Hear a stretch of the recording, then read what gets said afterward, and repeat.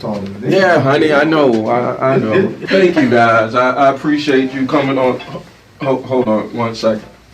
Yeah, honey. Yeah, I'm in the studio. I'm about to go. Damn, yeah, it was only 1 or 2 pictures, and it was just 'cause. 10, yeah. It was 10. You counted them. Huh. Well, I liked them all because she had a fat ass. I gotta go. Love you, bye.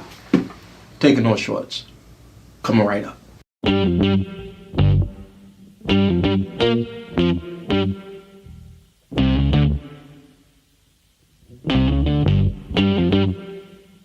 We talking about practice. Not a game. We talking about practice. Now I gotta talk, we all gotta be quiet. You're talking to the Rolex wearing, diamond ring wearing, kiss stealing, woo, wheeling dealing, limousine riding. I'm a man. I'm 40. And now your host, Taking No Shorts podcast, Jay Grizzy.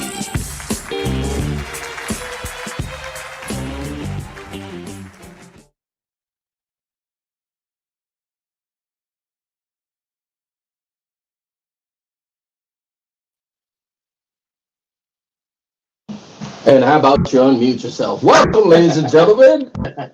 That's how it happens at Taking No Shorts podcast when you produce in your own show.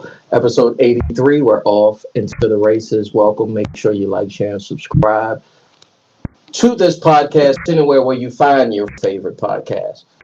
That would be mainly Spotify, Apple, and Amazon Music, but we're pretty much anywhere, but they distribute it a lot of ways. Also, every Friday around this time, you can catch this wonderful set and my wonderful voice and my illustrious looks at Taking No Shorts podcast at the following streaming channels. That would be Facebook, YouTube, and Twitch. All at Taking No Shorts Pod. If you want to know how that's spelled, that's TAKINNOSHORTSPOD. It's a lot, but I kind of condensed it for you. Anyway, I'd like to thank everybody that has been rocking with us and rolling with us and supporting the podcast and supporting the live streams. Make sure you get in the comments and let us know that you're here. Let's go ahead and get to the particulars for tonight, episode 83. To this end, he is the world television champ, even though he ain't bring his belt. Exactly. He's my college roommate. Exactly. And last but not least, you don't need to know his name. It's on his hat. Exactly. Ladies and gentlemen, my friend and yours, Mr. B.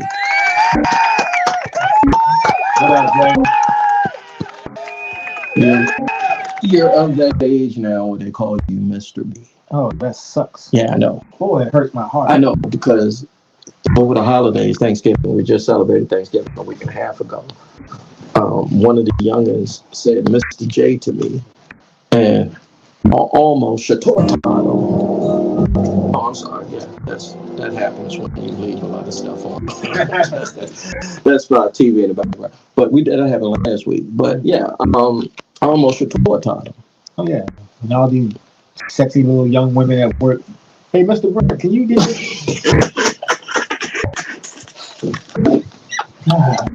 So hard. That's what I want to talk about tonight. That's where I'm getting at. That's the ethos of where I'm getting at tonight. And I want you to explain how you feel. Not yet. Mm-hmm. But before I go over to my illustrious guest, thank you. Next, second half of the pod, go get the belt. Okay. Not for a whooping, but and that's a pause, but but go get the belt, nigga. Okay. All right. I've known this man for 20 plus years. All right. Exactly. We started out in this sphere together. Exactly. He's been a dear friend to me. He has guided me through this process. I give him his flowers because he always used to put me over super huge when I was on his platform, right? And that platform was, and make sure you say, You just can't say legacy. You have to say legacy internet radio. Not only is he the founder, one of the founders, but he had his own and still has out there in the internet airways his own podcast called Ain't No Half Stepping. He's a friend to me and a yogi and lovely human being, ladies and gentlemen. Hopefully he'll be a friend to you, Mr. Marcus J. What's up, good? Tried to shorten it up a little bit. Hey, man. What's up, buddy? What's up, brother? What's up, Still a dude? Knicks fan, by the way. Good to see you. I left the Knicks out. So Yeah, they'll never be far from it. I'm gonna see the Knicks 3 times this season, so yeah. That's what's up. One time in Madison Square Garden, and I'm gonna see them play the Lakers and the Clippers in LA. Yeah, so that I'm deserves it excited about exactly. that. I can see LeBron twice this year. Yeah, man, that is a beautiful thing. Let me ask you off the top. Yeah. First of all, the last time you were here was when I went through the archives. I said it was the summer. I want to say July, sometime around there. Okay. And I think it was me, you, Brent's favorite lady, and Brent. And I said, yo, man, I need to shut up, let Mark shine. I'm humble, man. I'm a guest. No, I'm a guest. shit, I'm real- humble. I'm a humble guest. Real shit, because you, and I know we got a line up. We're gonna get into, ladies and gentlemen. I told everybody, including I told Marcus and Brent leading in, even though I'm feeling very nostalgic. And so I'll give you the same thing. Have anybody called you? I regret the name, but has anybody ever called you Mr. Marcus? Yeah, of course. Yeah. I mean, here's the thing, right?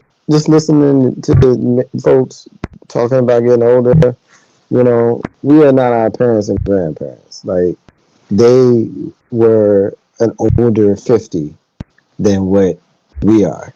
Like, I turned 50 earlier this year, and I look good, y'all. I do.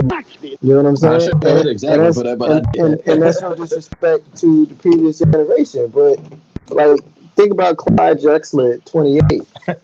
You know what I'm saying? He looked 50.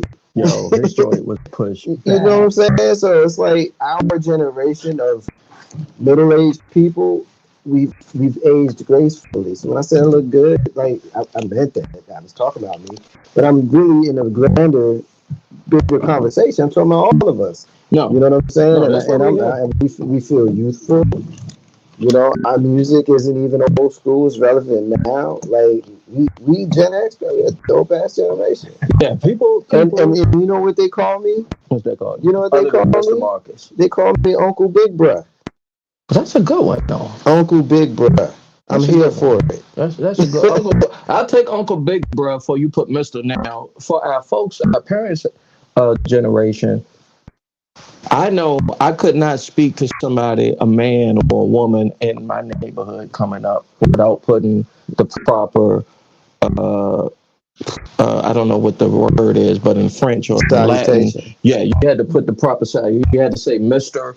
or Miss or Mrs. I still do that, proud. Yeah, you couldn't get away with calling somebody for their first name, or any name, without putting Mr., Mrs., or Miss in front of it. But here's the thing with that, right?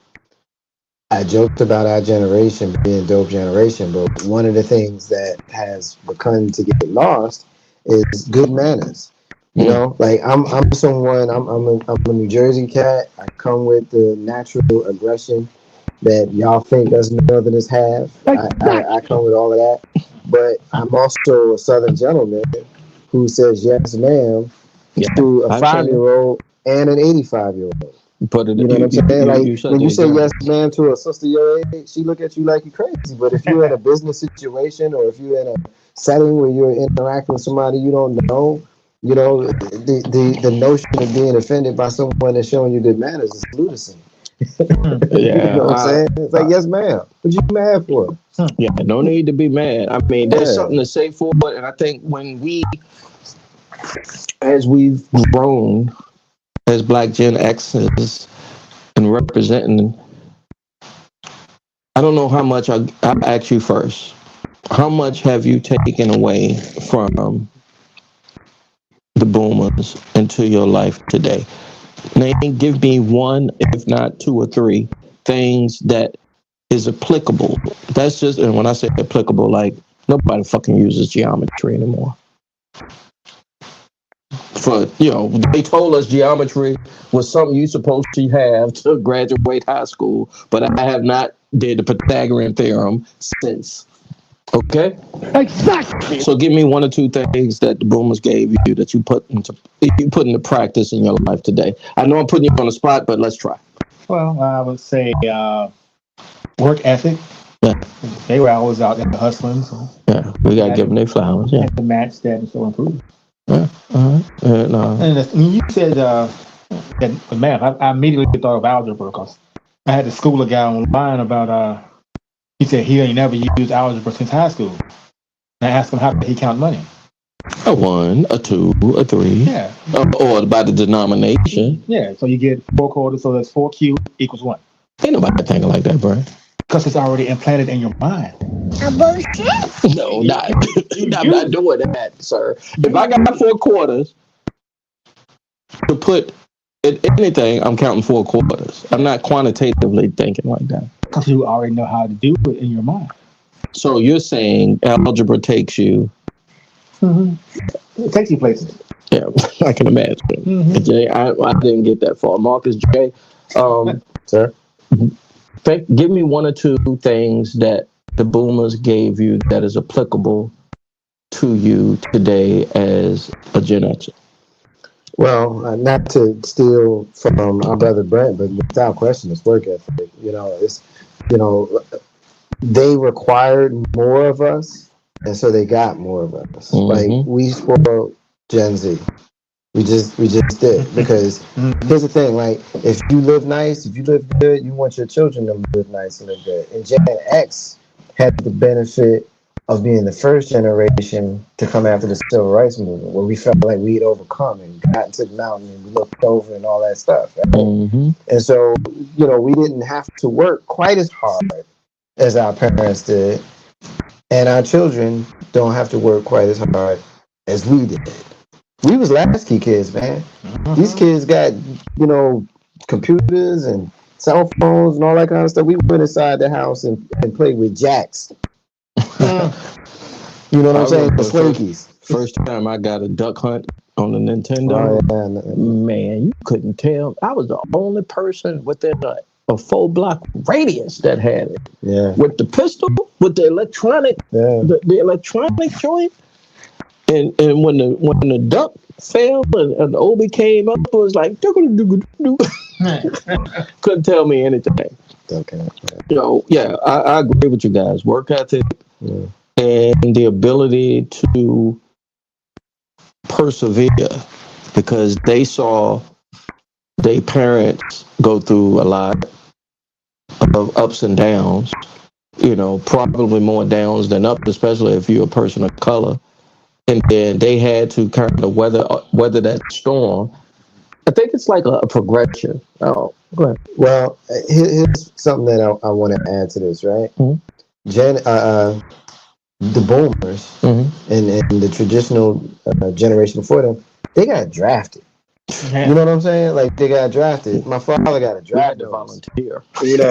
He got draft notice. So I couldn't imagine our generation of black men and women living under the fear that the government could send you a note that says that you got to go for 3 years, 4 years, whatever the commitment is. You know what I'm saying? Like your life is not your own anymore.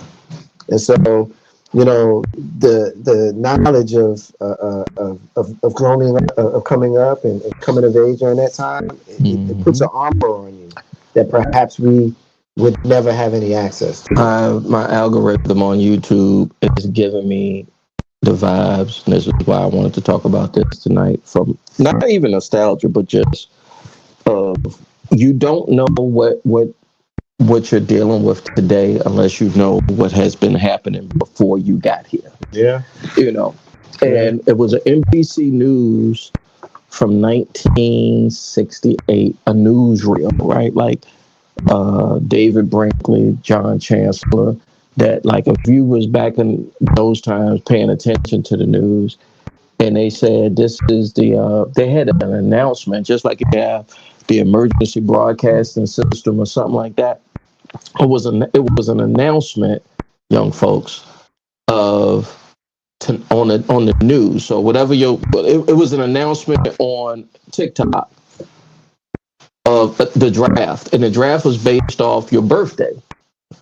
If you for everybody that was born, and they picked through a lottery a date of the year, and a year they had to pick a random year, but you had to be at 18. So let's say 18 years from 2024 would have been what?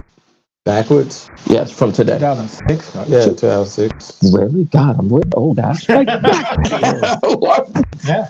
Really? 2006, yeah. So imagine in 2006, YouTube pulls up. Who was the president? Barack? Yeah. Barack or somebody representing his government pulls up on YouTube or TikTok and says, we got a NBA lottery of everybody born this year on Christmas Eve, New Year's Eve of 2006. We running a lottery of every day, 365 balls, pause, is in this thing, right? Yeah. And if I pick this thing out, your ass going on the wall. That is, great point.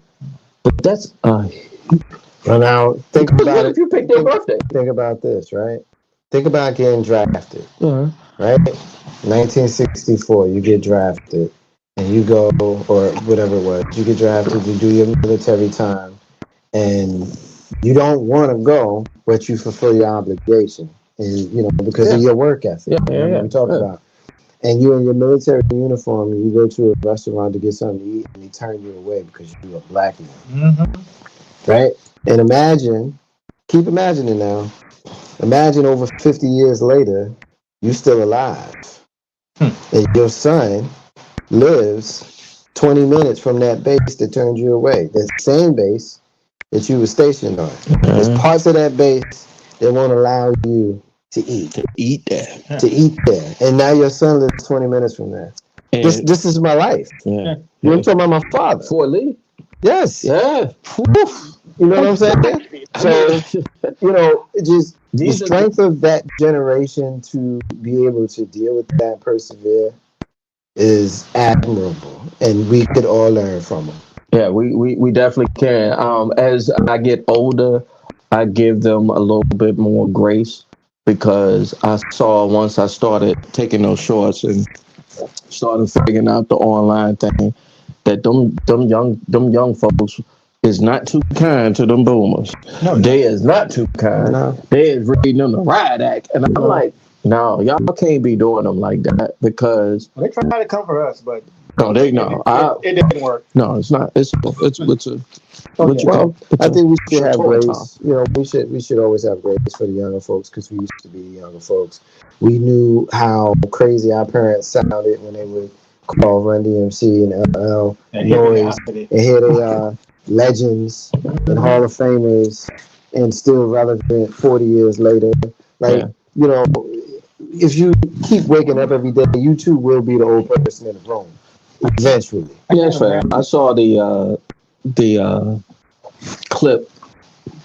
They try to poo-poo it now because Bill Cosby scandal or whatever. But the episode where Vanessa went to Baltimore and had big fun. Yeah.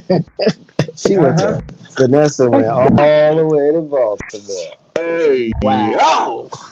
If you want to talk about, that's the best episode of the whole series. If you ask me. You want to talk about a scene that kind of. I was a little bit older than Vanessa, but I felt bad for her. But I was like, yo, why you do that? But then again, I see why you did. Like, we all have done that. Let's go here. Let's go. I got my story, but I'm going to ask you. You went somewhere you weren't supposed to go, Brent. when Mr. Malone found out. I know how your upbringing was. They never found out. I know you couldn't. You know why? They'd have killed you. No, because there's too many people in Franklin that knew. We put the whole town out there. Exactly. Franklin, Virginia is itty bitty. Everybody sees everything. What's on your shirt? Shout out to Carter because you try to get them. Festivus for the rest of us. If you know Seinfeld, you get the reference. That means if you don't observe Christmas, that's that guy. Celebrate with feats of strength. Was there a moment where you had a Vanessa moment coming up? Absolutely. Let's hear that one. I'm sure I'm gonna clip this. Hold on. Let me clip this right now. Go ahead. Yeah, in the late 80s in Jersey City, we, 12, 13, 14, we used to catch the PATH train into New York City all the time. And, it was easy to get around because the PATH system, you just go one or two stops up. Most of them were in New Jersey, but it didn't feel that big of a deal if you happened to take the stop into New York.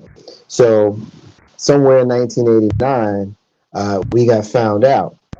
And the impetus of us being found out was what happened with the Central Park 5. It became such a big news story that all of us Jersey kids that would run over there, and we wasn't going to do nothing wrong. We was just going to the city. It was cool to go to the city, watch the Square Park. We go over to Greenwich Village, or just whatever, And I remember, having a serious conversation with Pops, like, "Yo, I told y'all not to go over there. And you see what happened to them boys." Yes. You know what I'm saying? So the Central Park 5 is very personal, and that's why when I see the charlatan that's going to be taking the Oval Office in January, it's the same guy that 35 years ago was, taking out a full-page ad to have executions for people who would end up being exonerated. Who took the PATH train just to have big fun. We took the PATH train to have big fun, and it turned into, not big fun eventually, but yeah.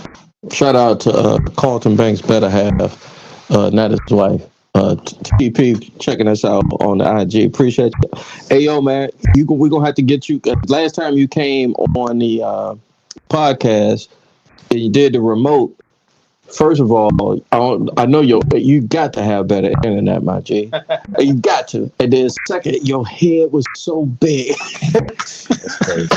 I'm letting him out. He gonna light me up in the group chat afterwards. But I appreciate you, Tori. I appreciate you, man.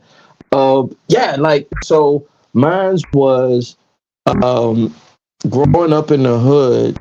I was very sheltered and protected by the matriarchs or the women in my family, because they saw all of their sons, and all the men before me either transitioned and was or doing some serious time. So I came of age of Gen X, or what it was like, not you. You're gonna stay close to us. So, but because of that, I always used, and I had all sisters until my little brother was born. So all the time I'm going to school, they like, "Yo, you a sissy boy. You this, that, and the third." I'm like, "No, I'm not, nigga. I swear." Anyway, make a long story short, we got picked on girls. Just a tad. Yeah. Till I, was like, let's see. Till you stood up for yourself, and that's the thing, what you said earlier, like we spoiled the Z's because our parents made sure that we it's like a progression. They made sure that we got to a certain place. We made sure that our kids don't have to or got to a certain place. So they're far removed. They're almost 2 to 3 generations removed from some serious, how Dusty Rhodes said, hard times. No, that's true. Exactly. I mean, could you imagine in 2024 being a 5-year-old latchkey kid? Because I was a 5-year-old latchkey kid. In 1979, I was 5 years old. I had a key to my house. I got off the school bus. I went inside and I chilled out until it was only an hour or so, whatever it was. But you got to also remember, starting in 1979, you had the Atlanta child murder going on that went on. Yeah, it was a lot of crazy shit going on. And this is where missing children began to, start getting national attention and that sort of thing. Yeah, give me 32 seconds of your 20 minutes. It's your show. Is man. that why you do? Because you do explore the children. Absolutely. Can you please explain to my audience, because Legacy Internet Radio and everybody that follows Marcus J they know that, but explain to them why you are big on that, because I saw there's a lot going on lately, and unfortunately I think it might be a lot more. But tell the audience like why you do that. There was 3 cases that affected me when I was young. The first, 1979, I'm 5 years old. It's a kid named Etain Pates in New York City. On the first day, he's allowed to walk to the school bus from his house. He had to walk a block. He walked a block and never made it to the school bus. Was never seen again. He's on the milk carton. I remember being 5, 6 years old and just seeing his face, and he's missing it. You know, a 5-year-old trying to process another 5-year-old being missing was very challenging. Mm-hmm. You know, at the same time, you had the Atlanta child murders going on 500, 700 miles away from us in Jersey City, made national attention, and my mother was very afraid. I'd ride my bike on a big road down the street, and, you know, she come looking for me if she can't see me. You know, and a lot of that is the story that she would tell me later on. But I do remember little black kids disappearing. That went on for 3 years. And then lastly, there was Adam Walsh, who was in a mall and slipped away from his parents to go play a video game, and he was found beheaded in a creek. You know, so I'm a little kid, and those stories all are within like a 2 or 3 year period of each other, and it stayed with me. It literally always stayed with me. So when you gave me an opportunity to do radio, and I was, you know, a partner on the original Green Room from the very first show, and you remember this, from the very first show when we were trying to decide what kind of show we were going to have and what we were going to do, and quite frankly, what would our, you know, public podcast personalities be like who we going to be. You know, one of the things that I was very clear that I was going to do was take a serious moment and look for missing children every show, and that started on your show, and it comes to Ain't No Half Stepping with Marcus J, up to just this week, when you had 3 children in the western part of the state of Virginia who were kidnapped on a school bus stop waiting to go by allegedly their estranged mom. So that's just this week. I found out that they found this is a specific story, but when my wife came home, and she said she put on, she shared it, everybody shared it. Yeah.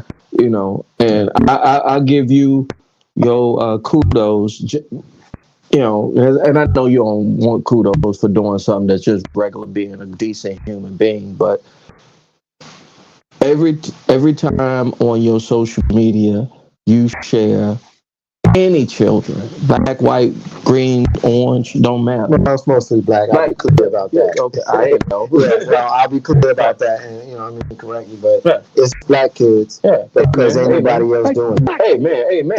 Let's speak on that. Anybody else doing it, and you know, there are some news outlets that do it, but I make a point. Yeah, of looking for our children. Yeah, because it's crazy when you go into the Walmarts or a store, and you see these things, and I regretfully say that in America, because I don't know nothing about living nowhere else since 1972. I've been living in America as a black man. All right, so a lot of ish could get normalized quickly, and it's normalized to see stuff like that. You know what I'm saying? So when you see it, how it make you feel? And I see what exactly. Like something you see, like if you go into a department store, you see the missing children and stuff like that. And it's kind of weird because before '86, I lived in Portsmouth, and we were latchkey kids. Yeah, exactly. And shout out to Portsmouth. There were times we weren't in the city anymore. We'd hop on the ferry, go over to Norfolk. We riding our bikes all over the place, and then we'd be gone for hours, and nobody knows where we were. And I'm surprised we never got snatched, but we were dirty little kids running around. We could have easily got snatched, though. To be fair, like if you go snatch me, first of all, we're gonna scuffle, Oh, yeah. but and hopefully somebody not gonna hear me. I'm gonna scream. We had That's not to say that shit can happen, because I remember what's the Ethan guy, the Walsh guy, Adam Walsh. Adam Walsh, because Walsh took it and he made it his life's work, right? 1988 is when America's Most Wanted premiered. Yeah. And I remember that. So that and I was about 9 or 10. I was like, the world is that sick. But I remember there was a moment. Me and my brother, we were walking home. Our friend Chris was with us, and a white van rolled up and stopped. Said, "Get in the van." What? And we laughed so hard. Yeah, We I'm about started to laugh. throwing rocks at the van. He wound up speeding off. I think Chris broke a window. I was like, "How do kids get abducted? You just throw rocks at them." No, shit we- can happen. we was- Grab that so I can put this up here. The cleaner. But we were, Replace that here so I can yeah. See, that's how you do it, Mark. See, I'm picking up what you're putting down. Yeah, that's how you do it when you hosting and producing a whole podcast. I'm sorry, bro. I was saying, we did that quite a bit. I had one lady that she got mad because we were throwing rocks at the stop sign, and she came around and jumped out the car and started yelling at us. We started yelling back. And we were 6 little black boys, and this was a middle-aged white woman. And then she realized this ain't the neighborhood to be yelling at black kids. Yeah, we were. And I was trying not to I was go like there 7. until after the break, because I want to call Carlton if he was to show to chime in, but I don't think he will. It's something to say, like I said, ladies and gentlemen, for nostalgia. I was a big proponent. I remember when I was in therapy, and I told my therapist I like to watch. I'm gonna plug this show because I still think it's outside of the times. It was a good show. Can't stop at watch, but I like to watch. It's kind of Yeah, I do like to watch. I'm a weirdo, man. got Mr. Marcus over there. You like to watch. What kind of show am I on? Mr. Marcus cleaned up his Mr. Marcus, by the way. But he still, I saw when he said it. He said it with a smirk. But no, I watched Mad Men, which was an AMC show about advertising, about white advertising execs back in the early 60s, where the patriarchy was and misogyny was just rampant, just horrible. And when that show came out, I didn't catch it on the first run, but I caught it on the second run, meaning I didn't catch it when it was like popping. I caught it when it was on streaming and everything. And I was like, damn, I wish I could do that shit. I don't know what it was about me wanting to have a secretary come in, make me a drink. I come in at 9 o'clock in the morning. I come in whenever I want. I don't do that much work. Okay? Every chicken there is hot. And I get a drink, and I can have the lay of the land. And I was just like, damn, why am I appealing to that? And she say, you might, she didn't say, but the implication was, you might be a little bit misogynist. You might be a little bit, help me out. What else is it given? A hoe. Yeah, a hoe. What else is it given? Because that's the thing. What else is it given when you hear me say this, Mark? So I'm going somewhere with it. What is the given when I hear you say that? I wish I could go into it, but the white man back in the 60s and the 50s, you're like, that's his life. That's just patriarchy. Patriarchy shit. Thank you. I know Mark can hit it. But then I thought about it, because then they introduced the black character, No Squirrel. We're gonna get to it because I got a good amount of time before we get into it. But but when they put the sister in the mix of the show and saw how they treated her, I was off. I was off the reservation with it, for real. I was still with the sexism. No, well, it's not sexism. I'm saying that flippantly. I'm not okay with the sexism. I was okay with what they get, because it was television, it was entertainment. It wasn't real. It wasn't real. Yeah. But they gave you a lot to look at. But I was like, I can't look past the fact that y'all still treating somebody that could be my sister, my mama, my cousin, my auntie. Y'all doing her dirty. All that other schmaz and shouldn't wrestling, they call it the schmaz, right? Where the wrestler, both wrestlers or the promoter say, hey, I don't want you to get put over. I don't want you to get put over. But somebody gonna run in and have a disqualification. How about that? And you be like, works for me. All right. I'm not losing, so I still get a check. I still get a check, and we're selling out. So that brings me to the point, ladies and gentlemen, and I'm going to give this to Marcus tonight. We are those guys. Which guys, bro? Archie, Oh yeah. Fred, George. We there. Yeah. Yeah. And not only are we those guys, but we're those guys knowing what those guys were. I think you were Rollo. I might have been. I might have been Lenny.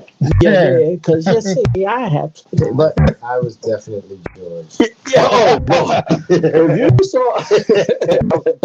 Yeah, you were definitely George. Definitely George. Because, Marcus, when you walked, Oh, you man. still do the walk? I don't do a walk. I No, walk. bro. You saying that now, I just the don't- way you I said don't it, do a means walk. you know you do a walk. I mean, I don't do a walk. No, you I do. mean, I don't fucking do a walk. No, you do, bro. People tell me that. You do a strut, nigga. You don't do a walk. Man, just because I got swag on me, it's not. I'm telling you. If you claim it, you claim it. I'm just saying, you know you do a walk, bro. It's okay. Those are your words. But I have heard people say that to me before. Mm-hmm. But it's just organic. We're those guys now. Everybody got their own natural kind of swag to them. I don't think about it. It's just mine. It's me. No, I don't blame you. Because I get accused. Oh, excuse me, my shake came out. I get accused all the time of being, my wife said, you talk like a slave. You work like me. I work hard on my vocabulary. Yeah, me too. On how Me too. on the things that I say. Why? I'm usually aware of the slang that I'm using. Like I'm getting better. When we were talking earlier, you asked me how was I doing? What did I say? I was what? Groovy. I was like, I'm groovy. You know what I'm saying? I told myself, I'm gonna start using some 70s slang. I'm gonna work that into my natural vernacular. You know what I'm saying? So I can say, you know what I'm saying, it's 80s, and then I say, you jiving. It's just fun. When you were talking about nostalgia earlier, it don't get no more nostalgia than the dialect of the times when you grew up. So we are them people, though, man. Yeah, Uncle Big Bruh. And I wanted to ask because that's just where I'm at. Cool, that's uncle. How I feel now that you, the cool ass uncle, the cool. I don't know how your daughter describes you as a dad. We need to have her here. We might have to have a special encore, or to have her describe it. She's not coming. She's not coming. She's camera shy. This is not coming. All right, but I'll let you put it there. I've been empty nester. I don't know when I'm gonna see you. Yeah, I know. Man. But I mean, we are those. I put those Georges and Freds and Archies. But I'm gonna tell you something. I was in class the other day, and we were having a similar conversation. And the instructor, she dropped a jewel on me. She said she don't like. Damon hit you up. Huh? Dane hit you up. Peace, Dane. Peace, my brother. Peace, bro.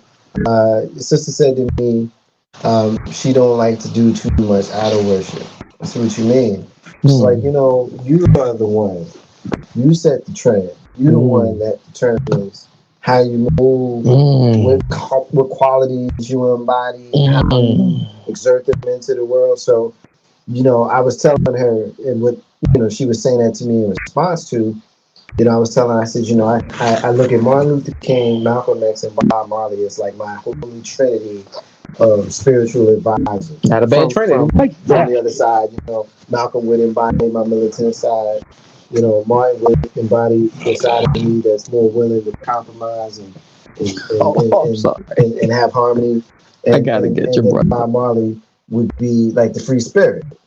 You know, and that's when she's like, nah, we don't do no idol worship. Just be you. Just be you. Just be you. All right, I'm gonna get to the just be you part, but I gotta get to the homie in the group chat, Damon's comment, because it's spectacular. He say, you know, you got that GJ walk.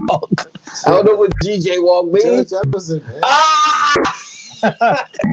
Hey, David, I'm glad you said that, because he called me. He was like, nah, not me. Nah, that's not what just happened. That's not what I said. I walk. I don't be thinking about it. That be y'all that pick up on the two of us. Two kind of know you well. I already said it to you a minute ago. The people have said it to me before. Cool. But you won't acknowledge it. I walk. I be thinking about that shit. Fuck out of here. I gotta go. Let me say. Fuck out of here. I'm like me. I'm consciously trying to walk like another motherfucker. No, you don't know that. You don't know that you're doing so. That's the whole point. Yeah, I get it. That's the point. That's the beauty of it, though. You don't know it, so the rest of the world. Mostly because my back hurt. I look like that. The rest of the world sees Marcus J doing. But I'm gonna tell you. You know what the joy of middle age is. I'm gonna tell you. It's gonna sound crazy, but you know, it's not. I don't care what these people think. No, we don't. I'm all the way there now. I don't care what you think. You jumped the shark early. With I don't care what people think. I when it hit me and I said, oh, this is what I'm talking about. And when I said no, you know why? Because nobody got to live your life with you. Amen. You know, I was watching The Young and the Restless today, right? Victor still on that? Yeah, he is. And Nikki was talking to her granddaughter Claire, and she gave her the best jewel because she had a dilemma. She had to give somebody some news that she was excited about, but she was concerned on how that person would take the news. Oh, fuck that. And what Nikki said to her was, you have to always live for your own life's joys. And you can never meet your own life's joy because you're worried about how somebody is going to take it. That's your life. You gotta live that. Yeah. And you know, it's one of those jewels that you know this, right? But it's always special when you get the jewel, even when it comes from a fictional character on television, because you know what's right. Yeah. So yeah. Hey, you gotta walk your walk. Nobody else can walk those footsteps. Even if your arm swings when you walk behind you. Not me. He said it. I didn't, David. I didn't. He just admitted it without saying it. See, that's what I'll do, though. That's how you do. You'll say it without saying it. Great conversation for the first half of the podcast. We're about to go to break because Carlton said he had to make some money. I don't know how much money you got to make, but brother, you missing some great times here. But we're finna go to the break here, Taking No Shorts podcast. Excuse me. When we come back, we're gonna get into, and I'm gonna tease this for you because I left a lot out on there for you. First of all, I love Yacht Rock Radio. Okay, I mean I love Yacht Rock. Period. I'm a Steely Dan. I'm a Michael McDonald, and I didn't know other black people did it. I saw Professor Prince Paul, the producer of De La Soul, Questlove, a lot of Michael McDonald. Some people gonna ridicule me for it, but I don't care. Back to what we just talked about. I could give two kumquats. I don't know what a kumquat is. It's like it's just a saying my mom uses. Some people always say that. I'd be like, what's a kumquat? It's like you don't give a fuck. Oh, okay. Yeah, it's so like a fruit. but it's like a shitty fruit. Is it like a fictional fruit? Yeah, I think so. Made it It's up. a real fruit. It's a kumquat. It's a real fruit, I think. But I don't know what. Look it up, and so when we come back, Type fruit. How you spell it? How you spell cum? I'm not gonna spell cum. It's got another word after it. I know. I don't know how to spell it. But it's I mean, I just don't care. And that goes to saying, like, you know, I'm at the stage now as a Gen Xer where I feel like I feel. I like what I like. If you don't like it, yeah. But and I'll set it up properly for everybody so we can talk about it on the second half of Taking No Shorts. Also, this medium, in 2024, as it is December the 6th, as we're in this transition phase, some of it's not working and some of it is. And we're going to discuss what's working and what's not for us. Okay, as Black Gen Xers, you dig? Exactly. Right here at Taking No Shorts Pod. Make sure you like, share, subscribe anywhere where you find your favorite podcast. And make sure you leave a comment under Taking No Shorts. Thank you for listening to Taking No Shorts podcast. We'll be right back. You're listening to Taking No Shorts podcast. I am your host, Jay Grizzy Green. We'll be right back. Keep scrolling, but get back to us.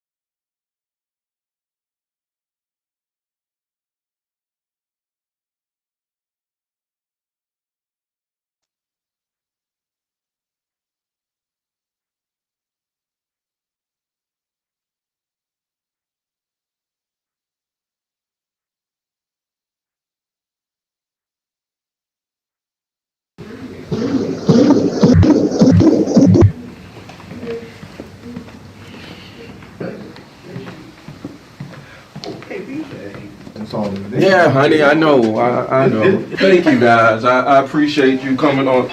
Hold on 1 second. Yeah, honey. Yeah, I'm in the studio. I'm about to go. Damn, yeah, it was only 1 or 2 pictures, and it was just 'cause. 10, yeah. It was 10. You counted them. Well, I liked them all because she had a fat ass. I gotta go. Love you, bye. Taking no shorts. Coming right up.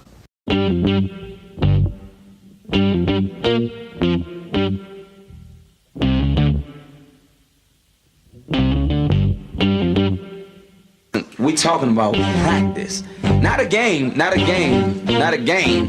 We talking about practice. Now I gotta talk, we all gotta be quiet. You're talking to the Rolex wearing, diamond ring wearing, kiss stealing, woo, wheeling dealing, limousine riding. I'm a man. I'm 40. And now your host, Taking No Shorts podcast, Jay Grizzy.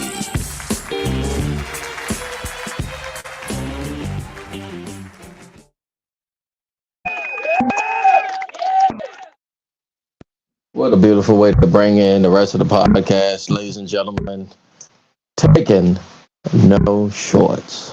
I'm your host, Jay Grizzly Green, aka Mr. Leave No Meat on the Bone. Make sure you like, share, subscribe anywhere where you find your favorite podcast. That would be on the audio platforms, Apple, Google. Well, Google's still there, but they transformed to YouTube. So Apple, YouTube, Spotify, Amazon Music.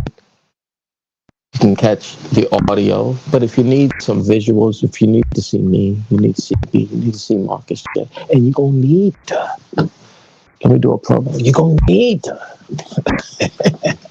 Let me do a preacher man B. You're going to need to. Take your time. Take your time, sir. I need a cape. If I come back next week with a cape, y'all better watch out. You better watch out, ladies and gentlemen. But if you want to see the visuals, and I implore you to do so, you can catch this live stream around this time at the following live streaming channels. That would be Facebook, YouTube, and Twitch, all at Taking No Shorts Pod. That's spelled TAKINNOSHORTSPOD. It'll be somewhere above there in there. It'll be there. Yeah, Dave. Let me go ahead and get into the particulars for episode 83 of Taking No Shorts. All right. He is my college roommate. Exactly. He still didn't go get his World Television Championship belt. So that means I'm the champion. Exactly. And last but not least, you don't need to know his name. It's on his hat. Exactly. Ladies and gentlemen, a friend of mine, B. Not bad. Yeah, nigga, get me in. Fuck you, man. I forgot. What up, B? You'll know next time. I showed it to my little girl, and she I should just kick you in the nuts and take the belt. Cheating. She's not my daughter, but she's still going to be That dirty sounds like player. some Little girls, that sounds. they bullies, man. I can You know suspect. they bullies, man. I got all boys, so I can suspect that.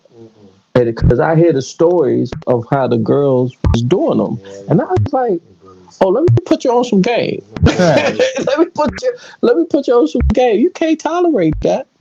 You got to. It's a balance. It's a balance. So that's what I would say. Being that you're a dad, would you agree? Yeah. A girl dad, by the way. Mm-hmm. Would you agree? Hell yeah. Yeah, it's a balance because I've seen you. Yeah. Look at the camera, motherfucker. Don't. Yeah, I've seen him do some as a man. Pause. I've seen him do some manly things. I don't know what you're talking about. Yeah, I know you don't. Let's get to. I know you don't. You don't never claim nothing. Make sure if I ever get into trouble, do not put you on the stand, okay? Because you got to put your hand on the Bible. Anyway. I already know, my nigga. Fuck if you put this nigga on the stand and tell him to put a hand on the Bible. You don't have to use the Bible. What would you? You use the Constitution. Please use get me Bill of straight. Rights, Get me you can straight. use- Get me straight. You can use any text that you prefer. But what is the 12 gonna believe? The 12 is going to believe whatever I tell No. them. Yeah. See, you've been on the wrong algorithm. It's symbolic anyway. It is. I agree. I bet you it don't even be a real Bible. It just be a placard about this A thick. It looks Gideon's like is a one, joint from just so the. you can stick your hand on it and Yeah. symbolically swear that you ain't gonna lie. So if they catch you lying, they can put you in jail. You mean to tell me there's a brother out here that got convicted off of a Gideon Bible from the $2 hourly hotel? Yeah, I mean, Probably. maybe one of them Bibles that Donald Trump was selling. Yeah.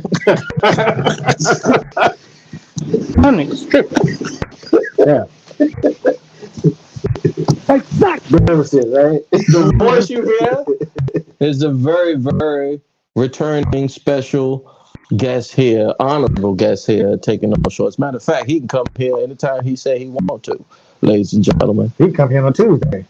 Well, what's a Tuesday?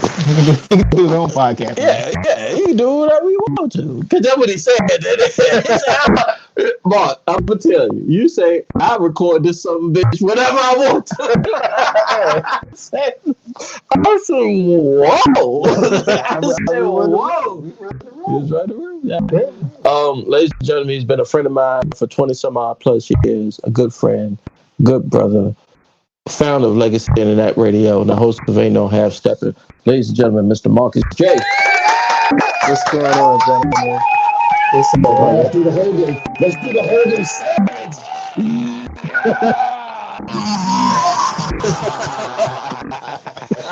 It's going great. So how about Hey, you? look, so I'm gonna lead with this, right? I'm not coming Tuesday. I'm retired. Okay, so let's just do that. Let's just get that out of the way. I'm enjoying retirement. If I'm invited, What's up, brother? if I'm invited, I am very likely going to accept whatever invitation I'm given for someone that wants to have me come and be a guest with them, because I still got a love for it. Yeah.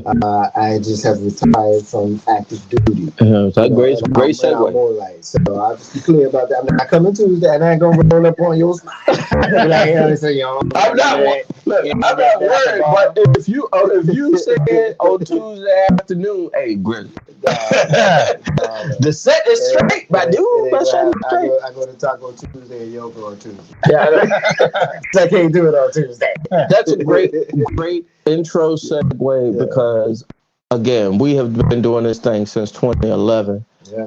And we were a part, even though we were green as grass, right? Doing this thing. Self-taught With what they called back in 2011 internet radio. But there was something there.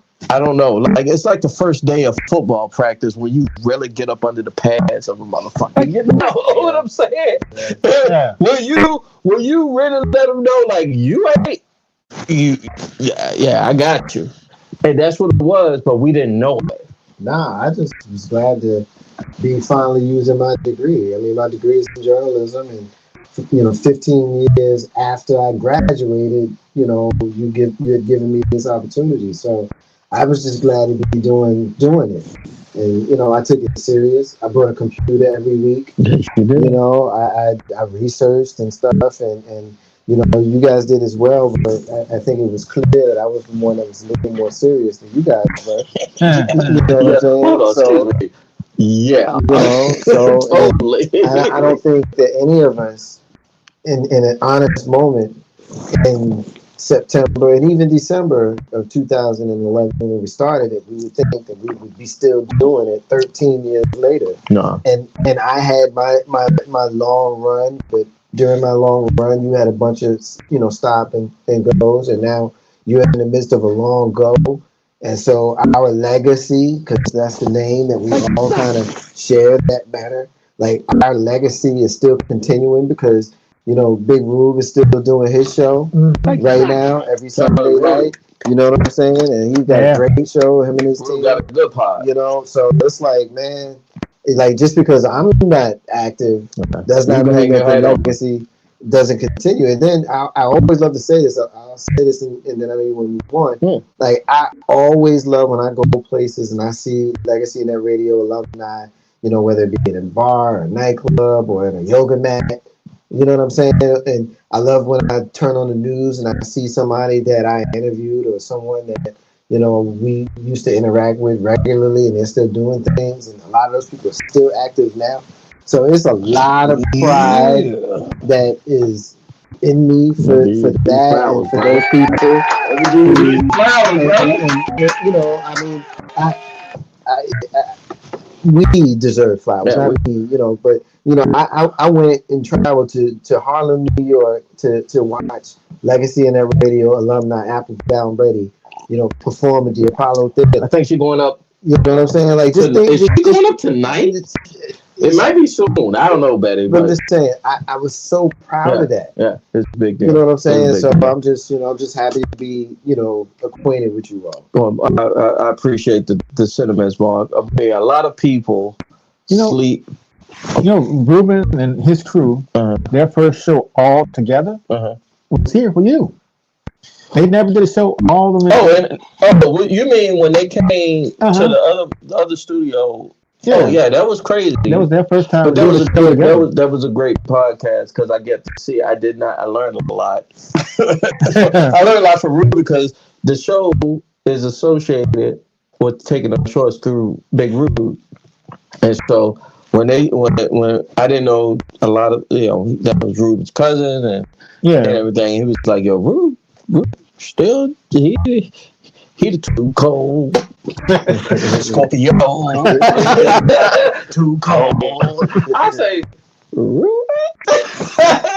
He said, Ruben. I said, okay, that's because it's different when, you know. And I'm gonna go ahead and try to segue the rest of this, but it's different when one of your homeboys say you good money, but when two of your homeboys say, or two of the same like-minded individuals say, you good. It's like a second. So I see where the white boys get it from. Yeah. You know what I'm saying? So somebody put you over. Yeah, somebody put you over. You know. And speaking of putting over, I got put over this election season. Okay. I got put over. I got put over because I was simping in on the media. Wake up every morning because I was a political junkie before 2024. Now I'm out of the politics game. I'm out of it. Not that you can't, but I'm out of it. I will not be sipping that Kool-Aid anymore. I definitely not going to be sipping the other Kool-Aid. But Mark, I think we talked about it pre-show. The last time you watched the news broadcast? Well, I was into it during the election season, you know, but I came to the conclusion when we saw the results that America's just not serious. Yeah, you know what I'm saying? Like, when Kamala Harris would say he's an unserious man, you know, just the way that she would say it, I would say that America's not serious. Like, we know who he is and what he has done and what he plans to do. And if more people voted for that, because that's what happened, more people voted for that than a more reasonable alternative, perhaps maybe not in the package that you would have liked, but someone who was openly showing that she was going to try to be fair to everybody, versus a known bully and a convicted felon. Like, America, that's where you want to be. You know what I'm saying? So why am I continuing to engage in that? And you know, because we've talked about this, when that transition started for me. When I saw the behavior on January 6, 2021, and how people in leadership and how he, the president of the United States at the time, and how those people did that, and how there was not more collective outrage for that, and why that day was not considered some sort of mourning day or country Sadness Day for years to come. How it just seemed to have not been taken quite as serious when he's even saying now he's going to be pardoning people who participated in that.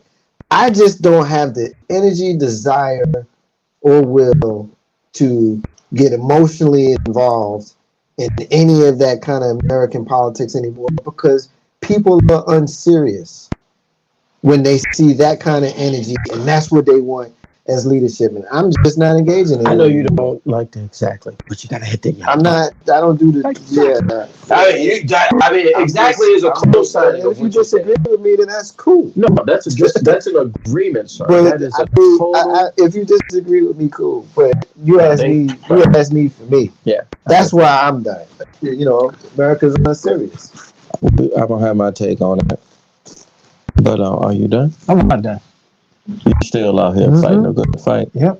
You want to convince me? You're not gonna. You can't even possibly convince me, short of dropping $1 zillion in front of me, to convince me that we got any type of that they're serious. Oh, they're not serious, but doesn't mean I don't have to be. Oh, I can't be serious. You want to start local. You want to start because you come from that part of town, right? Yeah. You come from that. You say if you're gonna do something, let's get it here. Let's start with the mayor. Let's vote. Let's get a good mayor. I mean, that's her to try to take. You got to have a strategy. I ain't have to take nobody else. I'm talking vote people in. Okay. Because people come out I every see 4 the sister years. in Houston. What's the sister name? The representative in Houston. Oh, yeah. I forget her name. She don't take no mess. Jasmine Crockett. Yeah, Crockett. She out here fighting a good fight. Brother Hakeem Jeffries out of Brooklyn fighting a good fight. But those are 2 congressional districts out of 435. Nigga. Yeah. You want me to try to overcome that? Because I know that. Only thing you can do is work with the one that you're in. I know the Frederick Douglass and the good whites from the North. All of them tried to, and they tried. They did. Matter of fact, y'all thought y'all would. Yeah. God bless you. But I mean, at the end of the day, God, that's not even a segment. That's just wrapping up the whole thing. Yeah. Right. Yeah. Like, so what are you going to do in November when it rolls around again? 2026. 2025. That's next year. You want election next year? Yeah. You going to be out for that one too? Somebody pay him off. Hey, who off? Whoever I'm voting for that year. No, that's what somebody's out there thinking. Yeah. Give me. I don't know who's going to run, but I'll be. Whoever's going to run, somebody has got the a whole fist of, let's go dark. If it just is dark, Brett. Excuse me, Marcus. They have a whole fist, Vic, in that politician's ass with grease that you're co-signing for. Maybe. What's the other maybe? He might be legitimate, right? Let's say he wins. Once he or she wins, or he, she, or they wins, that's not the besmirch line. Yeah. Somebody is in their ear with a whole coochie wallet wrapped around in some wing giving them the business. Now, why can't we be the ones giving them the business?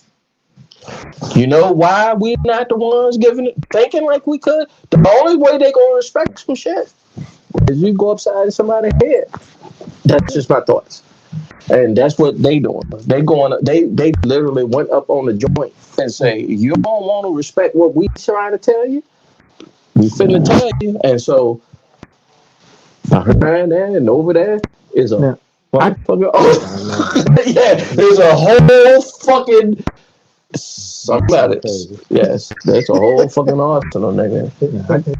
Old media is unalive. The way that they tried to bullshit me, Mark, I'm not gonna say they bullshit you. The way they tried to give the people what was going on, I'm out of here. And as soon as I saw the people, the next day, a lot of cats that was short of 1 or 2 A lot of cats that was out there saying how bad this thing was sucking on his whole ball sack the next day. And I said, yeah, y'all got me. I'm not doing that. I'm not doing that. I'm not doing that. I'm not doing that. And then it made me think, Marcus, I'm going to give it to you and then I'm going to lay back. Because that was the old model. Feed your audience what they want, not give them what they need or give them the truth. Give them what they want so they can keep coming to the trough. So what do you think the new media is? Because in 2011, we started something, and you started speaking to the truth. And you living the truth. Tell me what you think the new media might be going forward after 2024, or the election of 2024 anyway. Well, I don't think it's really going to be any different than what it's been. I mean, you're going to have different media outlets that are going to be partisan. You know, if you happen to lean left, you know what channel those folks normally watch. And if you happen to lean right, you know which channel those folks normally watch. And you're going to get the news through the lens of the party. I've always kind of stepped back from that, viewed myself as an independent. So, you know, I look at the individual person. If I can rock with you, then I can support you. If I can't rock with you, like if I can see that you're not for me, and I think the way the media has been just over the last, I don't know, 15, 20 years, long time, it's become more, not only more partisan, but it's become more about personality, the person that's giving you the news versus what the actual news is. I'm more mad that I fell for it. Well, everybody has an opportunity to have an opinion. Just look at us, right? We come along in 2011, you know, and we got a following that still supports us now. We're so thankful for that. But like, we are part of the media. In a sense. I did the research before launch and taking no short. So on a data point, like I said, well, how many Gen X's are there in America, right? And they said out of 330 million, it's about 100 million. I said, well, how many of that 100 million is black? He hit me with he said 33 billion. I said, well, how out of the 30, I say the algorithm or the AI, whoever the fuck is putting this data in there, right? I said, well, how out of that 30 million of black Gen Xers, how many can I reach? He said, well, if you get it right, nigga, 24. I said, well, I'll take those off. I'll take those off. Because each one teach one is how I am. Because I really strongly believe, like, I wouldn't be here looking like I look. Mark wouldn't be here looking like he looked. B wouldn't be here looking like he looked if it wasn't for one. Somebody giving you, or somebody putting in a gene, or putting in somebody that came from a big gap, if you want to use the Bible, if you will, like that's to say, you know, to say, you got to keep going. So I give you your argument of don't give up, you got to keep going. But then I'm like, I'm ready for hell. Well, let me be clear about my point. I'm ready for clear about my point, because I'm not going to be someone that is going to bow out civically. I'm going to still vote, and I'm going to still decide, you know, the important decisions that we have going at the ballot box. Right, of course. So I'm going to be clear about that. But I used to be one that was fully immersed in the political discussion and wanting to share my opinions, wanting to debate with you about yours. I realized that it's futile when it's all rigged anyway. Like this, it was never set up to be for everybody. And that's the reason why you have so many privileged people making decisions around the lives of folks who you would have no connection to at all. Like, you don't know the circumstance of the person and what they dealing with in their life, but you legislate what they're able to do with their life. I have a problem with that, and I shudder at the thought of me being at this peaceful stage of life, Mhm. wanting to argue with you about it every single week on a radio show. Oh no, you Can't ain't do doing it no that. I more. know Marcus J is Can't not do it no doing more.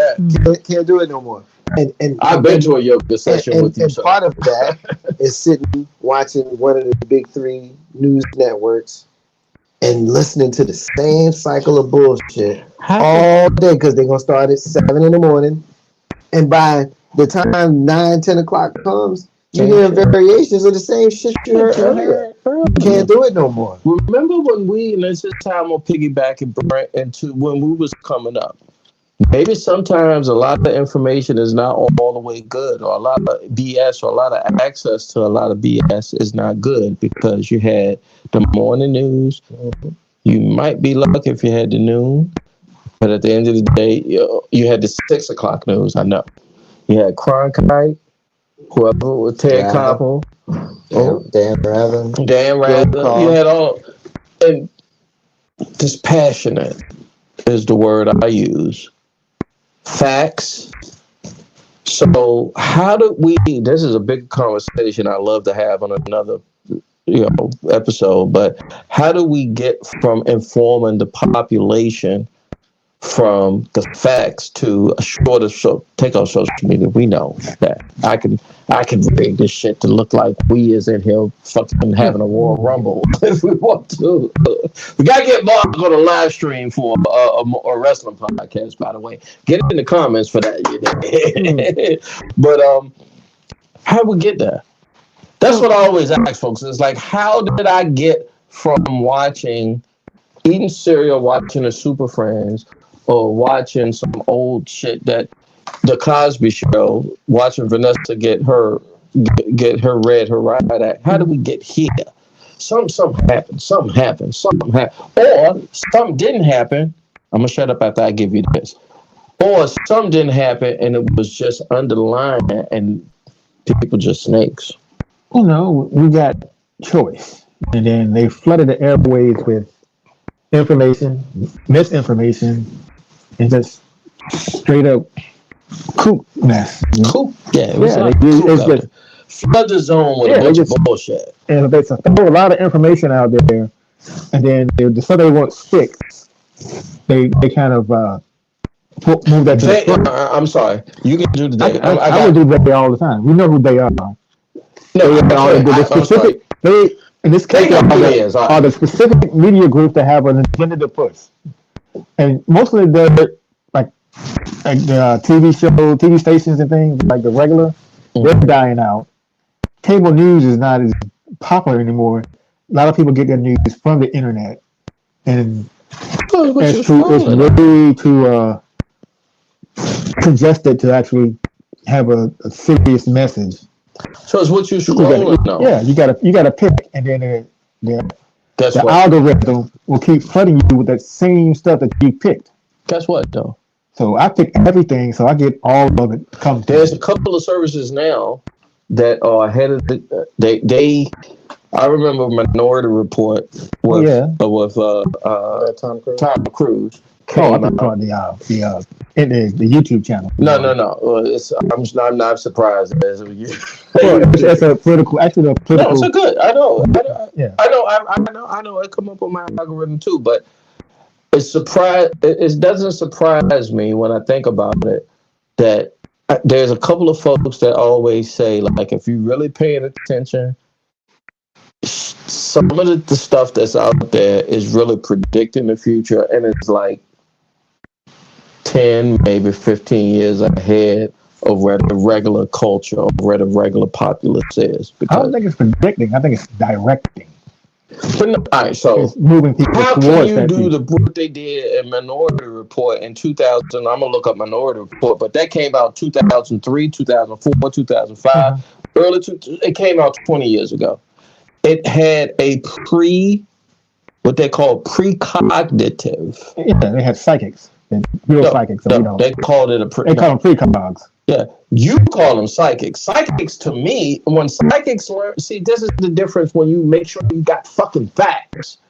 Excuse me, make sure you understand what a word means and what the connotation of the word means when the word is being said. I'm speaking with Brent in something particular because a psychic to me in 2024 means a kook. But back then, a psychic to me means $1,000 million movie with Whoopi Goldberg talking to Demi Moore about a ghost. And she sat down and say, tell me where Sam at. And the motherfuckers believed it and bought all kinds of tickets for it. Because it was a movie. You had to make it believable. It wasn't believable. I believed it. People buy tickets for Superman. Nobody believed that. You don't buy comic books? Yeah, because they're valuable after a while. No, I bought comic books because I wanted to believe. We buy wrestling because we want to believe. Brett? Yeah. That was, I know it's like Brett.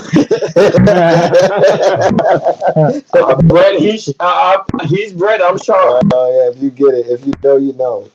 Val Venus. That's a pause, man. God damn. Yeah. How they get away with? I mean, I know. You know why they get away with that?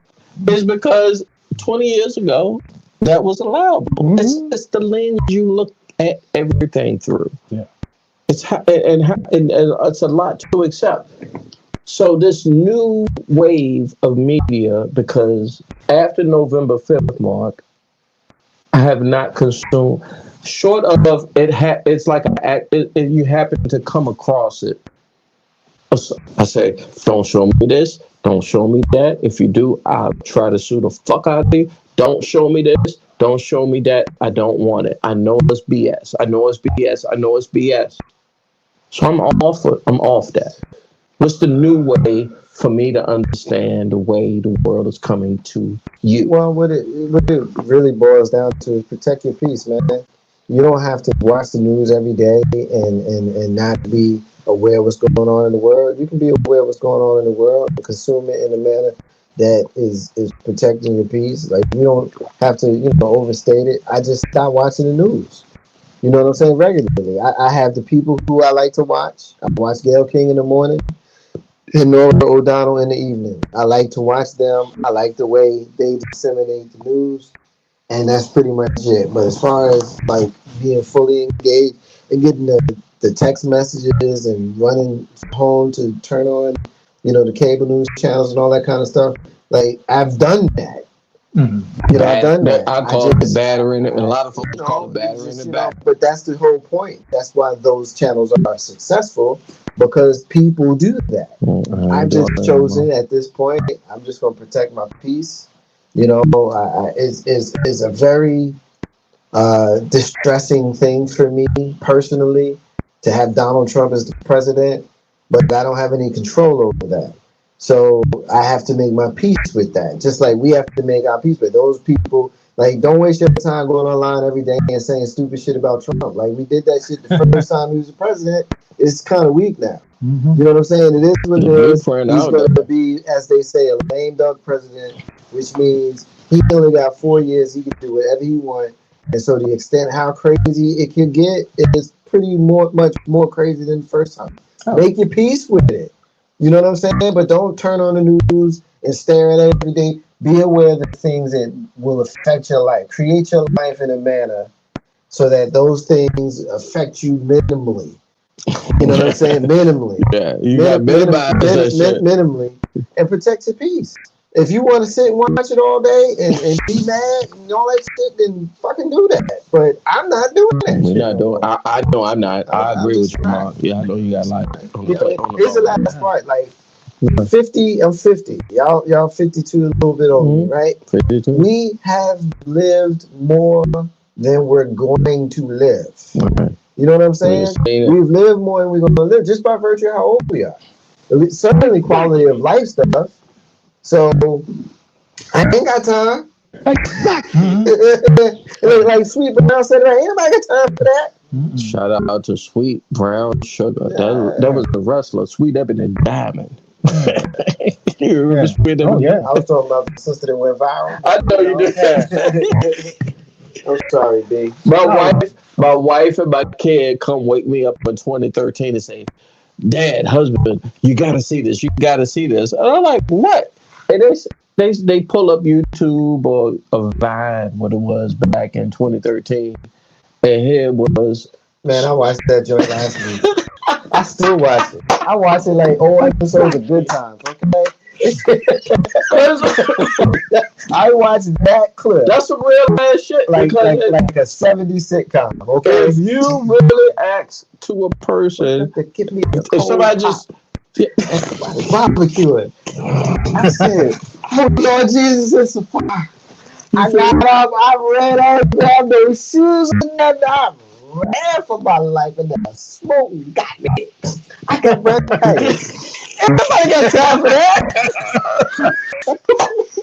Come on, bro. I told you. I just watched it. It's so good. You make it sound like it was staged. You can see it. You can see it, and she said, "You cannot manufacture that shit. That's some real shit that's happening." Her eyes is getting big, and we all know somebody like her. Like, we know her. That's our sister. We know her. We know somebody that experienced some real shit.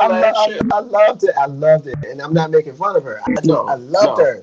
The way this can come out, Sweet Brown Sugar, it's gonna come out like this. You saw some real ass shit. You you did exactly what you know how to say. You did exactly what the assignment was to ask for. They asked you a question. You told them what the fuck went down. You got no shoes or nothing. She's there for her life. Shit was real. Shit was real. Shit was real. Now, when you tell somebody that, oh damn, he gotta use the bathroom first. I see you. I'm glad you take it off. All right. So when you tell somebody that, you better believe them, because that's like I'll never forget Brooklyn 1994. Watching what's the joint with Busta Rhymes? 84? 94. Are you talking about scenario? No, Busta was in the university with the white boy, with Michael. Oh, Higher Learning. Higher Learning, right? I remember Brooklyn watching Higher Learning, right? Yeah. And Michael Rappaport go off. He go off. Yeah. He go off. That's one of my favorite movies. It's a couple of Puerto Ricans or white. It's a couple of folks that don't look like us. Okay? Exactly. In the joint. And they get up and do one of these joints. We out of here. We know how y'all gonna do it. I enjoyed that, man. And some homeboys was on one. They started bugging. I swear, I've never seen. Did you run for your life? No, I did not. I did, because I knew I did. Here's the thing. I ran only because these they was wilding, but I knew they knew I was with them. I was one of them. Like you good people. Yeah, I'm not gonna do that. I would never do such a thing. Good people. Yeah, I'm good peeps. I'm never gonna do such a thing. But in case you didn't know, I was still like, I'm out of there. That's crazy. Great ass fucking story. You good, B? I'm good, man. Hey, my son last week, he came through. Mark, I'll give you a funny story. What you got? We here last week doing the podcast, right? My middle son, Isaiah, you met him. His grinder. You remember this shit, B? Yeah. His grinder got stuck because of the gooiness of the weed. And he could not take it. He came down and he said, "Excuse me, Dad, can I get yours?" While you was live, what? Nigga, I'm in front of the whole goddamn world. Yeah, I see your grinder. What you think I did? You gave him a grinder. Yeah. So your grinder. Hey, look, I got a new grinder. No, I don't have It's a grinder. electric. It's like an herb grinder. It's strong enough. It's strong enough to grind coffee grounds. Do you know how strong that is, sir? Yeah. Oh, he don't know. He's straight edge. Yeah, but it grinds you up nice and fine. Yeah, it will get you the way you need to be. Make that coffee. Yeah, Brandon's back, ladies and gentlemen. This is the first time, Brandon. Stainless steel. I know. Look, first he was late. Had a good reason. Yeah, he had to make some money. Why you roasting that? All right, so let me get to the rest of the pod because we got a little bit. We have about half. Oh, I had a question Go ahead, sir. about the. Did y'all see the CEO get assassinated? The U.S. healthcare dude. Yeah. Why is they making a big nigga got shot in Midtown? Somebody it was targeted. Oh yeah. I'm gonna tell you how I'm looking at it. I'm looking at it like it was targeted. He did something. Somebody was looking for him. Oh yeah, they found him. I mean, they got his face. They know he's been in New York for 10 days. Like, they know who he is. They know that he got out of New York City. They've been tracking him. Yeah. So it's only a matter of time before they catch up with him. You know, he might not make it the weekend. They're going to catch him. You think if it was one of us, we would have made it out? No. We probably would have made it out. Well, hold on. Let me slow down. Easy to say. This is what Bob does to me. Boy, I'm going to tell you, you are the disinfectant to a nigga like me. I'm telling you. What the hell are you talking about? I'm telling you, before I go into nigga mode, you like, wait a minute, Grizzly. I don't tolerate that bullshit. I need friends like you. I'm telling you, somewhere along the line, we knew each other. Maybe it might have been the 1600s. It might have been the 1700s. It might have been the 1800s. But I know Southern Georgia. Yeah, I know we have known each other sometime in the script writing of life. We're kindred spirits. Yeah, kindred spirits. In the script writing of life, there was Clyde and was a Claude. Right? I don't know what I know it was a Claude. I don't know what the other character was. But before Eddie Murphy say, "Fuck that shit! I'm ready, nigga. I'm going. I'm going across the line, boss." Bucking the preacher. Yeah. Mark say, Bucking the preacher. Yeah. Mark say, "I don't know if you want to do that." Oh, I was over there ding-a-lang. Yeah, you was over that nigga. I was not paying attention to you. I was definitely not paying attention to you. Devil on you. Yeah. How underrated was Life? It's one of the greatest movies ever. Everybody was lit. Everybody was funny. Everybody played their role perfect. It made sense. You know, like it fit. I like the makeup and how they aged them. It made sense. The jokes were funny. Like, Life was a great movie all the way around. You know what I'm saying? They had good cameos. The casting made sense. You know, it's just a great movie. I made a whole Black Planet page off of the nigga name Can't Get Right. That's his name. I'm telling you. I had a whole Black Panther page name called Can't Get Right. Because I was knocking down some of the white. I'm joking. Subtle fun, like subtle things that are funny, like the pies, but they too hot. You know what I'm saying? But it's hot. And it's cold, you know? Or like, you gonna eat that cornbread, man? You know, like, we do that. That's how we talk to each other. Like, are you gonna eat that cornbread? Because if not, I want it. I want it. Stop playing with it. You know what I'm saying? So it was funny. It was a good movie. I would love to look it up. I am cognizant. I just don't want to do it because the monitor's over there. But if I wanted to look up who wrote that movie, I'm sure, because I always do that. Like, I was a big linear note guy when albums was coming out. I was a big Columbia House guy because who was black and could get all the good white boy music. Yeah, for $1. For $1. 12 of them. And we had so many people in our household, so that was 12 for my mama, 12 for my auntie, 12 for my sister, 12 for my cousin. We had every album, you dummies. That's how I built my whole CD player. Let me give you an example. Yeah, that's how I did. That's how I did, right? BMG was the other one, right? There's a BMG. You get it in the parade. You get it in the Sunday parade section. After your mom or dad, this is a Gen X story, ladies and gentlemen. After your mom or dad read the paper, whoever read the paper, by the time it got to you, and by the time, see, this is the difference. You had some dissemination, right? Some dissemination before anything got to you before the age of 12 or 13, a little bit. And so the dissemination, by the time I got to the Sunday paper, all I had was the parade section, and all I had was an article about Johnny Cash. I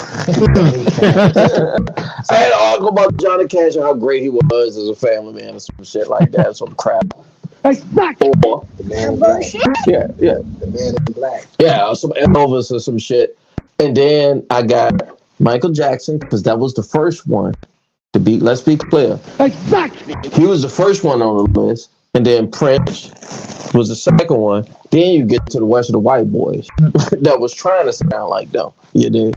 So I got the Michael Jackson Thriller or Up Against the Wall. Then I got the Prince Controversy album, or I got the Prince Up Against the Wall. Yeah. What's Off the Wall? I'm sorry. Up Against the Wall is the show. Yeah. We smoke different weed tonight.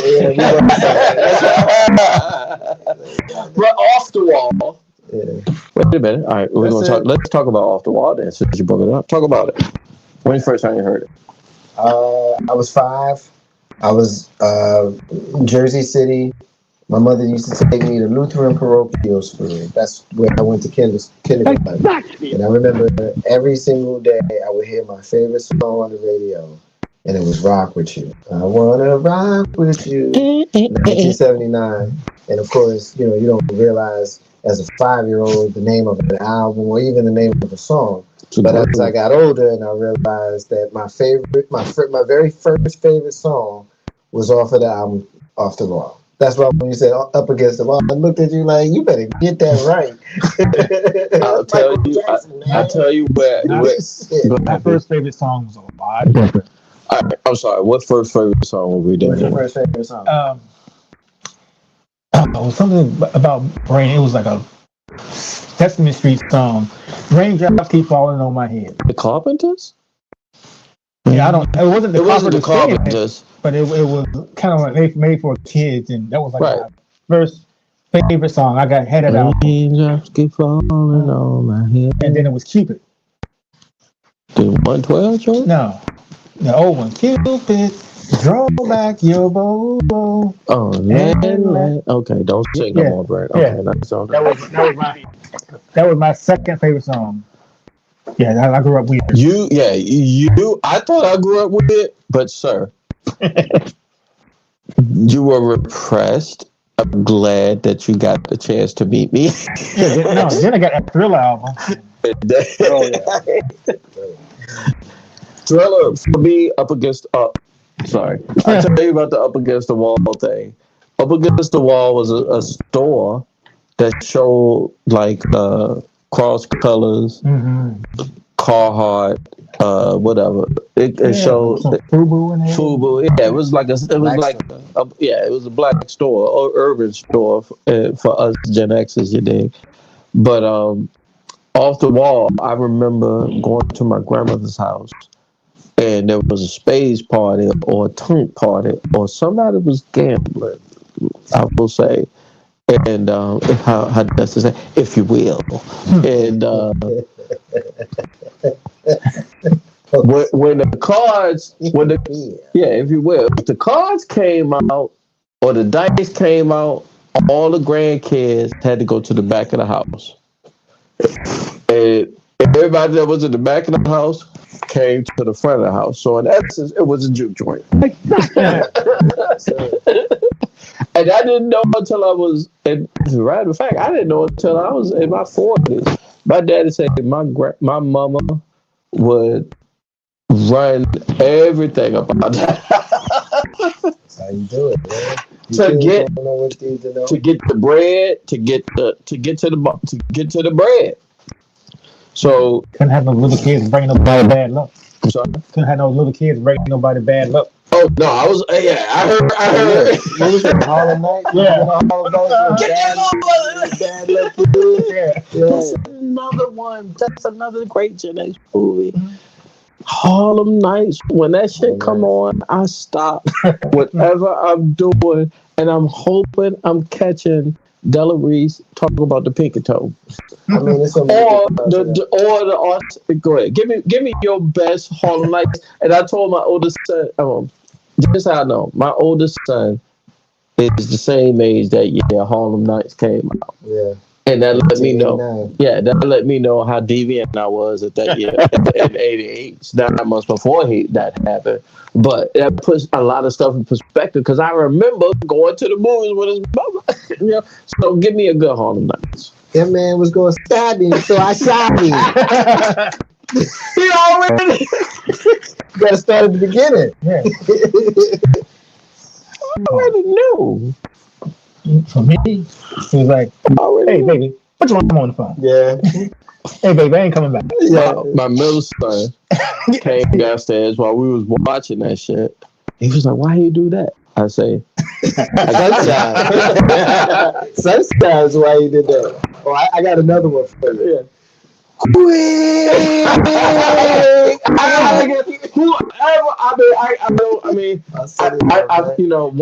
I know Arsenio did it, and I left my other external keyboard, so I could pull it up without having to reach and the keyboard being away. But whoever wrote that fucking movie as a comedy writer, Eddie wrote that. He wrote and directed Harlem Nights. Like Eddie did everything. That's his first movie where he did everything. Eddie Murphy. Short of Pluto Nash. Short of the Norbit. He did. Yeah, I hated it. I remember we did. Everybody talks about how much they love Norbit. I hated that shit. Remember we did a stream with Eddie Murphy movie? Yes, we did. we did a podcast and we did 90 minutes on the Eddie Murphy, we did the good and bad of Eddie Murphy. But that was a good podcast. It was, man. It's very opinion. Like Eddie Murphy's a legendary genius, but he got some chinks in the armor. Like he's not undefeated. Yeah. He's Muhammad Ali, but Muhammad Ali got some losses. Oh my God, that's Muhammad Ali got some losses. He wasn't undefeated. How did you feel? I know how I felt in 78. I think it was 78 or 79. He lost to Spinks the first time, right?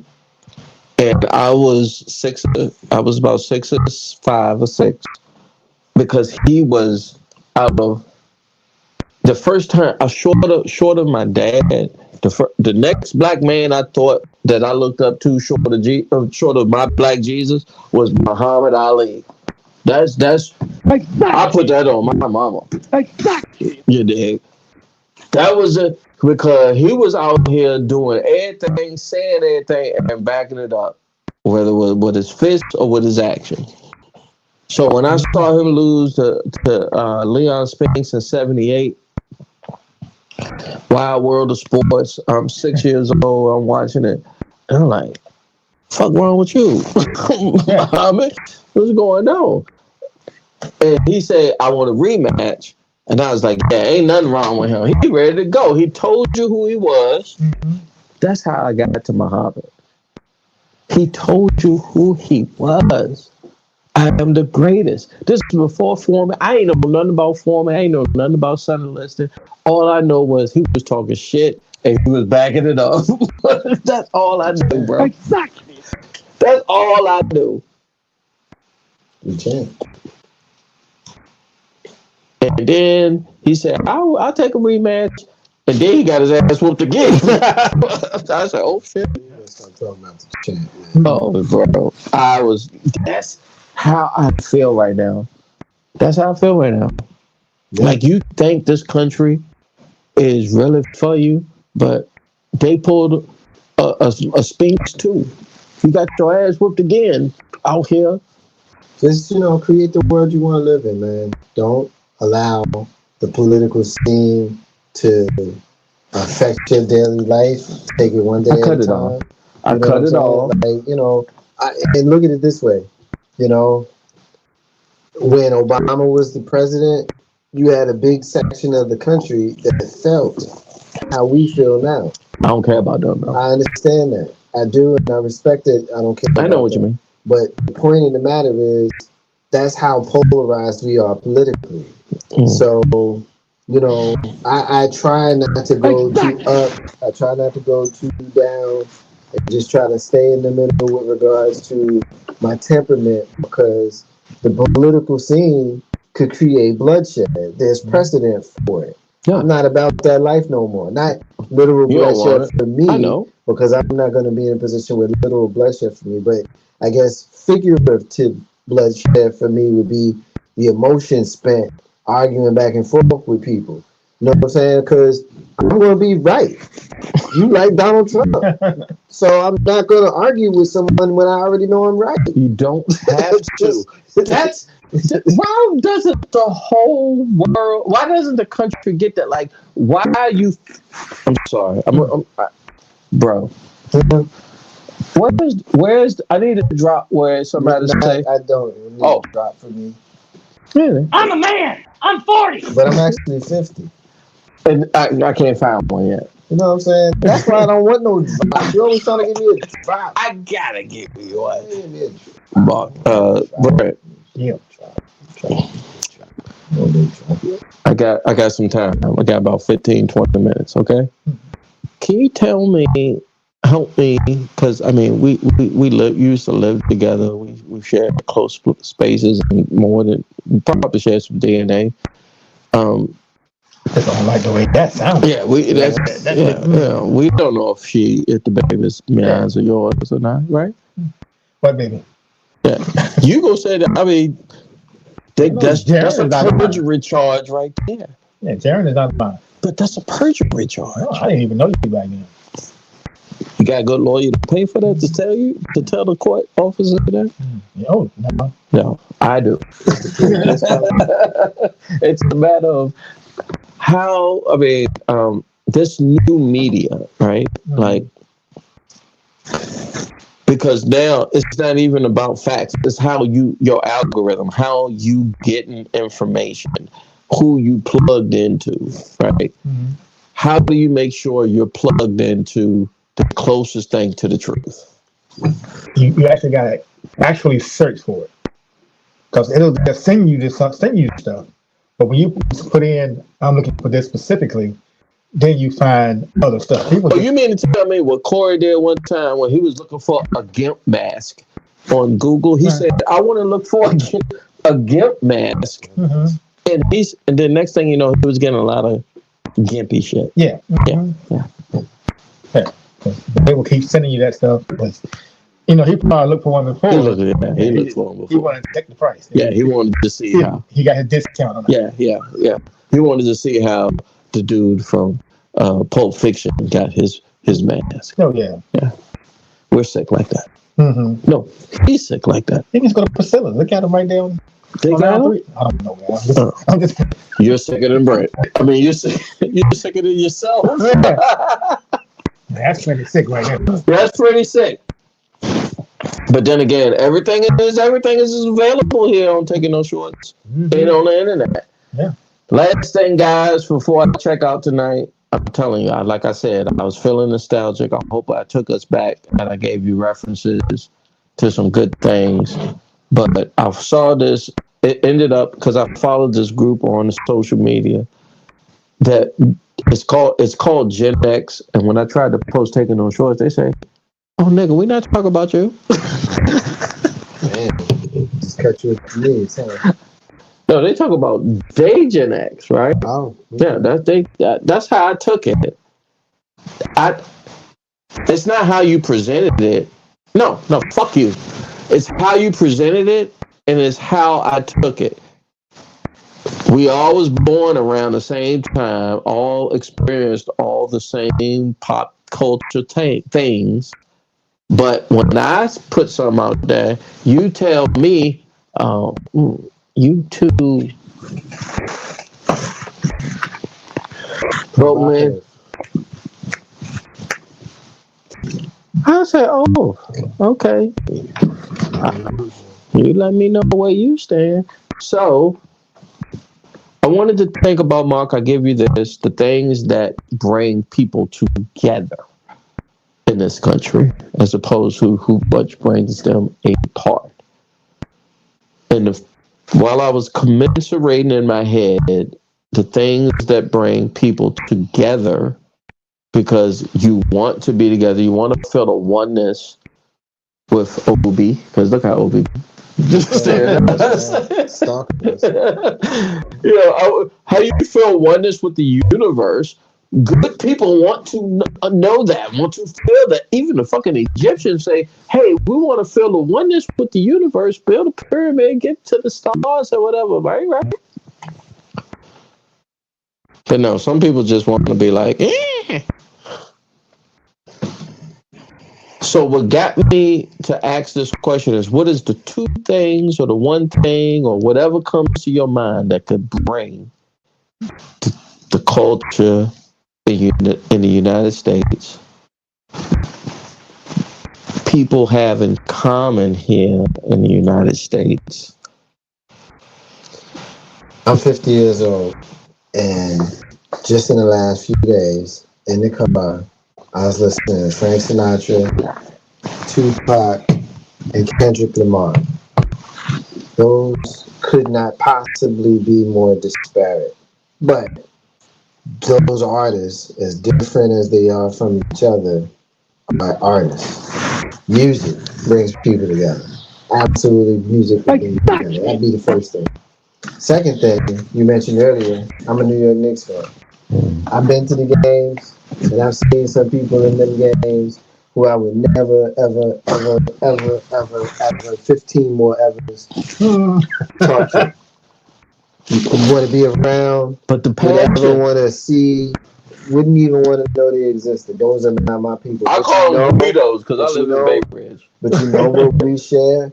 We share love for the New York Knicks. Yeah. Sports and Okay. music are the two things that brings people together. Yeah. And so just around those two things,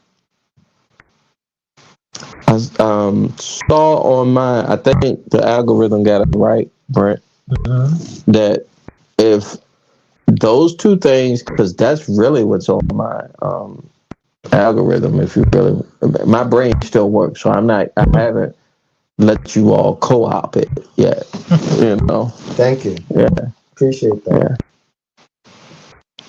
So I still hold on to those two things. So when I get to the music side, something comes up and it says it's a documentary about yacht rock. Yeah, and I'm like, I know what yacht rock is, but why the fuck y'all know what yacht rock is? Like, you mean to tell me that yacht rock is a thing? It's a thing. You mean to tell me that the shit that I am sitting here doing the Carlton Banks to, you like it too? Yep. Oh, you're a special son of a gun. But not only that, it's expanded. It's not just you. It's you. It's me. It's her. It's he. It's exponentially a lot of folks who were born and dealt with and listened and were musically inclined like that fucks with that music. And it has nothing to do with race, economic background, anything else. It's just good freaking music. And the same thing. And that's me as a hip hop. I take hip hop first. At a distant second, it's that goddamn yacht rock. That nigga strip. I'll put yacht rock in probably like fourth. It's okay. I got R&B and hip hop. Yeah, I will come to you for that. But when I saw it at my stage and where I'm at in my life as a Gen X, the Black Gen Xer, to be clear, I think I lost the presidential candidacy of representing all Black Gen Xers on the internet, because there's a Black Gen X on the internet right now that's claiming that's doing it big. I won't give her the credit because I'm a competitive person, but salute. salute. Marcus J. Sir? This is unbelievable. that I'm here. What was I talking about? Yeah, Rob. Yeah. Mark said, "You almost losing it, nigga." I am. Hey, so I text.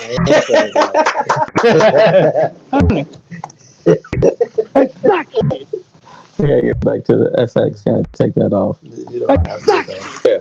No, I will be sounding like G.I. Joe in here in a minute, so I gotta bring it back. All right, so yeah, so I watched this thing. I text you in the middle of the week. I don't know if you saw the doc. I saw the doc. I saw the trailer. Saw the trailer. The trailer was good for me. It harkens you back to.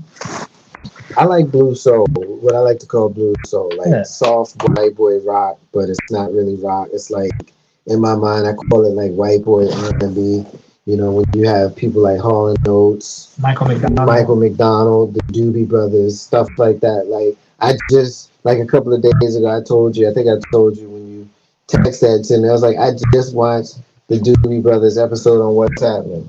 Just Rerun dropped the tape. Rerun dropped tape. Like I just watched that. You know, and so I enjoy that kind of music. Like I like good music, I like good soulful music, and that's what that is. So you know, I haven't watched the doc. Not familiar with all of the artists that will be featured in it, but what artist? The spirit. What when you saw the doc? What artist? I mean, Michael and the Doobies, easy. You know, because I've been, like I said, I was a fan of the show What's Happening in the early 80s when they ran it in the reruns.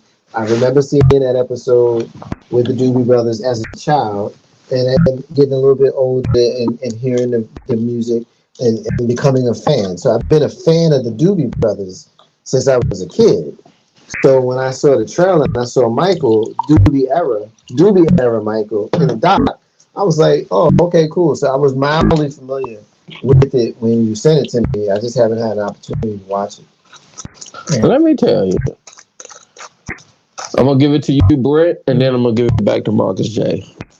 What white boys was rapping or singing and you thought was black and passed, or you was like, all right, they got it. I want Michael McDonald, and I'm gonna let you give me another one. Oh, you got to follow up. I can't think of the name of the group, but 5, 4, 3.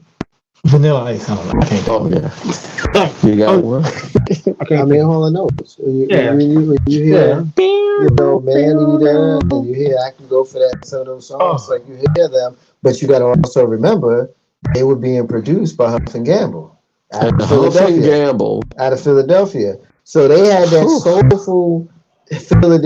soulful black Philadelphia production on them soulful white boys. I mean, that shit was dope. I saw there's a meme going around with Hall and Oates where Daryl Hall is in a fur coat in the studio on some pimp shit with the shades on, and he's saying, "You a bitch girl, bitch, you know." It's like, I'm telling you, when I saw that joint, I say, hey, it was 70s big hair. This was pre-80s. 70s big hair, his hair was bopping on, and so I thought about talking about like yacht rock tonight because honestly, I think we I'm sorry. Bobby Caldwell. That's what I was thinking. Bobby Caldwell, Do for Love. What nothing to do. I tell you, man. You know who I like, man. A flamboyant person who don't care what you think about him. Mm-hmm. He's a genius. Mm-hmm. That's Freddie Mercury. I like Freddie Mercury, man. Rest in peace. That was my man right there. Queen. Yeah, my mom loves some Queen. Yeah, man. And it didn't take me until I was older to appreciate Queen. But I was like, why the fuck you like this band? I came across Queen when what's the movie be with the with Freddie Mercury? No, the movie. Fucking Flash Gordon. Oh, Flash Gordon. I listen to the soundtrack all the time. To this day. On Apple Music. You get to watch the movie in your head. I mean, when Flash...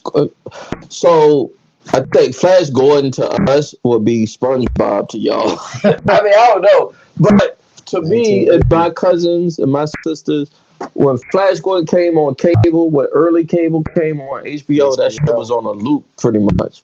And when the Vulcans came, die. When the dude had the Voltron. Yeah, Voltron. He said die. And motherfuckers had to stick their hand in the fucking worm and get stuck. Prince Baron. Man, that shit was crazy. That was, I'm gonna tell you, B. That movie was crazy. Flash.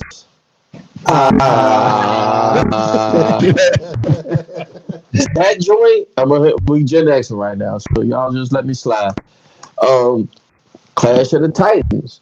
When the motherfucking Medusa got her head cut off, and Perseus grabbed her by the goddamn throat, which AKA the snakes in her head. I said, oh shit. This nigga, the dude before hell turned to stone. Yeah. And you damn go up in here. I mean, it's a little bit of propaganda for real. It's a lot of propaganda. Yeah. Because if you write it the right way, you can make it how you want to make it. But for me, it's y'all's Marvel, okay? It's you all's Marvel. All right, we're finna wrap it up here, Taking No Shorts podcast. I would like to say I didn't give enough into the Yacht Rock because I think I played it a little bit. A lot during the podcast. Steely Dan was in it. They besmirched. What you got, B? I was just saying. I know you got, because I said it to you. And it said, Yacht Soul came up. And I was like, we couldn't afford yachts. No, we couldn't. Blackfoot couldn't. But Blackfoot was rocking with it, and it was the producer. First Paul, I said the producers earlier. You're right. I'm going to shout out my mom because my mom was the one who put me on it. It was the music you heard when you went to the doctor's office, when you was in the grocery store, when you was in an elevator. Not elevator music, but it was rocky. The Journey. Tears for Fears. You don't like Journey? Journey's okay. Yeah. You don't like Journey? I like Journey. Yeah. Give me a good white boy. Give me a good white boy rock. Because I feel like I'm out here on a limb now. No, the Beatles. Beatles? The Bee Gees. I said Tears for Fears. The Bee Gees. That's the one right there. Was I love the Bee Gees. The Bee Gees were Australian, white, and they had a brother that was Andy that was fucking with us because he was on solid gold. Yeah, Dave. Who you got, B? I was like George Michael. Oh, I put that out there today. The other day, right? Because I remember specifically when Wham came out, and my sisters and my cousin was like rocking with them, and I'm like, man. The other dude that wasn't George Michael looked like a straight square. George Michael looked like he was straight fugazi. Like I was just like, what are y'all on? Why y'all on them? But they was like, yo, just listen to her. And then you know what it was for me that got me? Mom, I'm gonna throw it to you. Donnie Simpson played George Michael on video song. There you go. That's the ultimate. I was like, well, we just got exposed to music differently when we were younger. I remember there was not, hip hop specific stations. There wasn't R&B specific stations. You had the WBLS that played whatever popular was. So if you turned on WBLS in New York in the 80s, you was gonna hear Culture Club, Run DMC, Michael Jackson, Guns N' Roses. That's just what it was, and it all played on the same station in rotation. It was all good, and it's all good. So that's how my musical taste kind of evolved. And of course, you listen to your parents' music. Like there's certain hip hop songs, and my daughter's not a hip hop fan, but there's certain hip hop songs she listens to because she listens to them with me. And if it's good, it's good. No matter when it was made. Thank you for putting your daughter onto it. My son, at the same time, he does the same thing. When we just spent some time with him over the Thanksgiving holiday, we was driving. I put on some GenX'N. Shout out to Guru. Shout out to Premier. Keith alone. Yeah. And he was like, we was bobbing. He was bobbing his head. And I was like, yeah, I remember you playing this joint when you was in your 1988 Honda. I was like, it's like I did my job as a dad. Like for your daughter, like when your daughter sit back and she could give me a moment. All right, hold on. Let me put this here for Christina. Give me a moment where you was like for your kid. When I was like that, when I was walking down the hall in my house, and I was coming down the man cave, and I walked down the hall, her bedroom was on the left, and I walked down the street. And as I was walking down the stairs, I heard Crossover by EPMD playing out of her bedroom. She was like 12. She was like 12. She was playing EPMD. Yeah. I was like, yeah. I did good. Yeah. I did good. Ain't much I got to worry about. I got to worry about. My younger kids do it when they listen to Young Jeezy. I was like, yeah. Ain't much I got to worry about. Different times when I had my younger kids than when I had my older kids. When I had my older kids, it was Tribe Called Quest, Gangstar, De La Soul. I love De La. I play them all the time. There's a big thing going around. I'm sorry. Let me get this out. Big thing going around on your playlist if you got it, Spotify or Apple. I'm not plugging them, but at the end of the year, they say, we're going to take what you listen to, we're going to put it in a database, and we're going to spit out what is your greatest hits that you listen to. Mm-hmm. You got one yet? I don't have Spotify, but I got it from Pandora and YouTube. They do that. But they give it to you, right? Uh-huh. And people share that. I don't know if I wanted my share of mine. Yeah. I'm going to talk about that before the year out. But you get one? My daughter showed it to me. And yeah, I get one. And I mean, I listen to a lot of Guns N' Roses. You know what I'm saying? That's what I like to listen to. Please. He said that with no hesitation. I mean, it's your when I saw Bad Boy, it's your music. What you sharing your music for? Kendrick Lamar Kendrick came out. I ain't listen to Kendrick. No, Kendrick came out and said, "Oh, let's sit down." I said, "I ain't always listening to so much Drake." Oh, man. I did not know. Y'all not like us. I know. Yeah. It was that right before the podcast, I mean, we say this as clear as I can. I mean, Kendrick in the most honest and no shade way, I have never seen a whacker superstar. Yeah. I didn't know he was that whack until. I'm not. I kind of knew he was that whack, but I didn't know he was that whack. I'm just saying it simply as an artist. Like, I'm sure he's a nice person. Like, I wonder if there's kayfabe in hip hop. And maybe it's the character. We are there. You know what I'm saying? We are there. If the character, if it's the character of Drake that I don't care much for. But if you had to equate Kendrick Lamar as a wrestling character in December 6, 2024, as a badass heel, who would you equate him to? I have my thoughts. Shinsuke Nakamura. I'm gonna give him he's the weird as the Fatu. He's the weird as hell. Dude. I don't know like what he. The Fatu from the New Blood, Jacob Fatu. He gonna take your head off. Yeah. He not playing. Yeah. Shinsuke, I see Shinsuke too. Because Kendrick, he just kind of be all over the place with his style. You don't know like, to the face. What you getting. You know what I'm saying? He raps different. He used different voices. His cadence be all over the place. I'm telling you. When you see Shinsuke, he just awkward. Yeah, he is. And when I saw Shinsuke, but it works. It worked. I say if you fuck around and you want to get stepped, because in Japanese style wrestling was if you want to go there, I can go there with you if you want to see. Because I saw a lot of Stan Hansen. Most of them wrestle stiff though. Yeah, if you want to go there, I'll go there with you. We gotta do a wrestling podcast, man.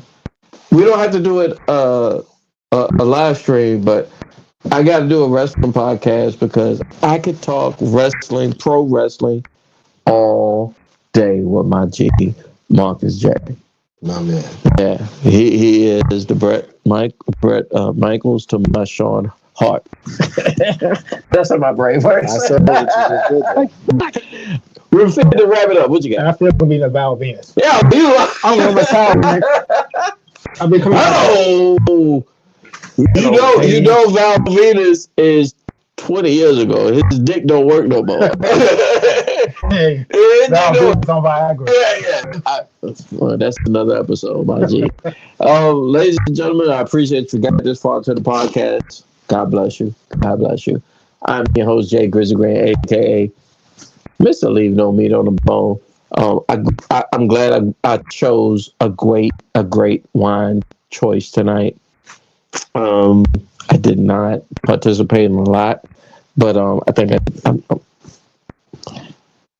before we wrap up, let's make sure everybody know where they can find us. Every Friday around this time, where you can find your favorite podcast, that would be Apple, Google, Spotify, and Amazon Music.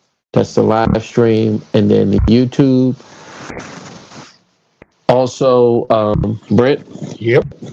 When you start yawning on the air, if they got this far, this is where when I do the edits, I'm like, cut. I've been up since 6 in the morning. So. I know. I found this, man. I'm an old man. It's totally fair. I haven't got a nap. Only the eyes. See, that's what you need. All right. So, don't mind. You got any shout outs you want to give tonight? I'm over here, but you. No, I don't think so. Yeah. Nobody. It is what it is. Be all right. By the way of Miller's Way. Songs from the hit parade. How in the world you drift off into that? Because next week, he's squirreling. Because next week the homegirl Cree Moon will be here and taking those shorts. And if you know, she has a parody of the intro to All in the Family. Yeah. And as a black Gen Xer, I definitely co-signed her when she showed me the song and performed it. Marcus J. I say, yeah, you come here back here anytime. All right, so you knew the vibes tonight. You were super groovy, bro. Appreciate it. You're always welcomed here in my space. I know where you came from, and I know where you're at, and I respect it, brother. So, you got any shout outs tonight? Anybody you want to let them know where it's got to be? You don't do drops. So, ladies and gentlemen, I'm going to sit back, relax, and let the coolest brother on the other side of the pillow give y'all his takes for the night. Matter of fact, it might not have anything to do with the podcast tonight, ladies and gentlemen. The homeboy Marcus J. Thank you, man. Thank you, B, for being here with us tonight. It's good to see you. As always, appreciate being invited. I just want to say peace to the Ain't No Half Stepping with Marcus J, Original 7 crew.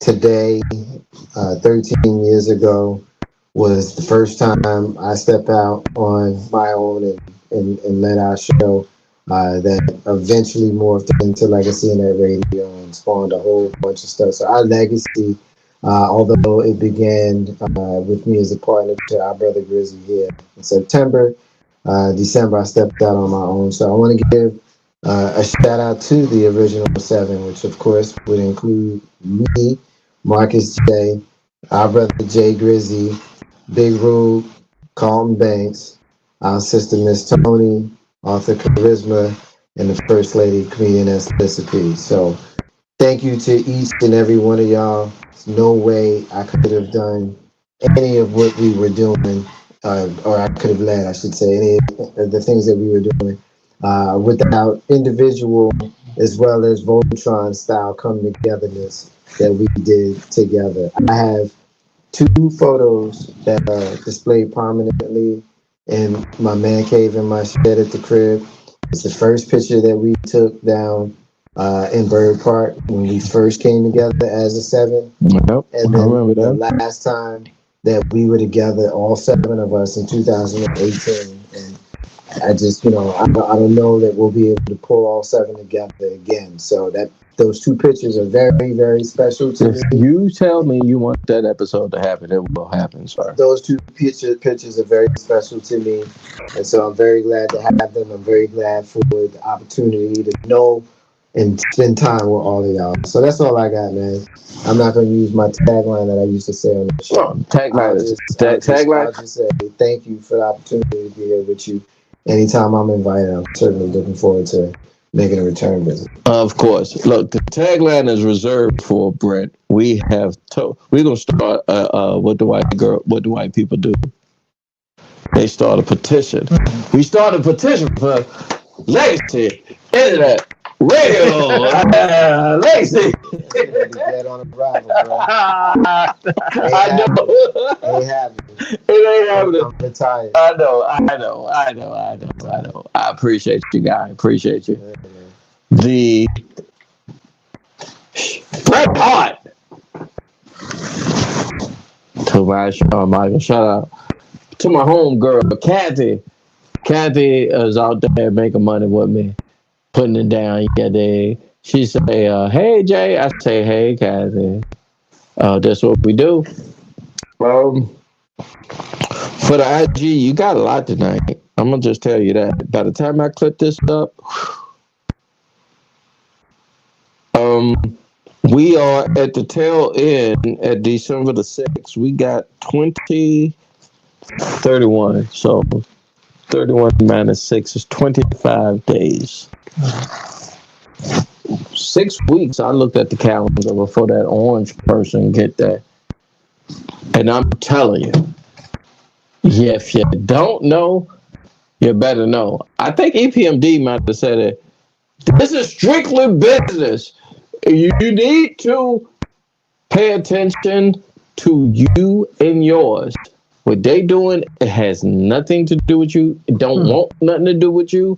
Ain't got you included in it. News, social media, anything. The algorithm ain't got nothing to do with you. They on some other shit.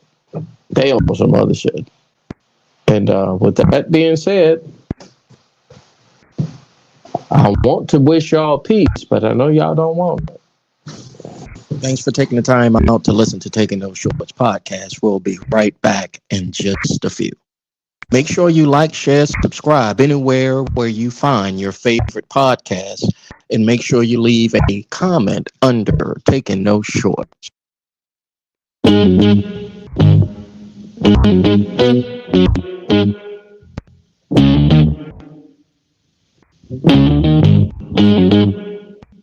We talking about practice. Not a game. We talking about practice. Now I gotta talk, we all gotta be quiet. You're talking to the Rolex wearing, diamond ring wearing, kid stealing, wheeling dealing, limousine riding. I'm the man. I'm 40. And now your host, Taking No Shorts podcast, J.D. Grizzy.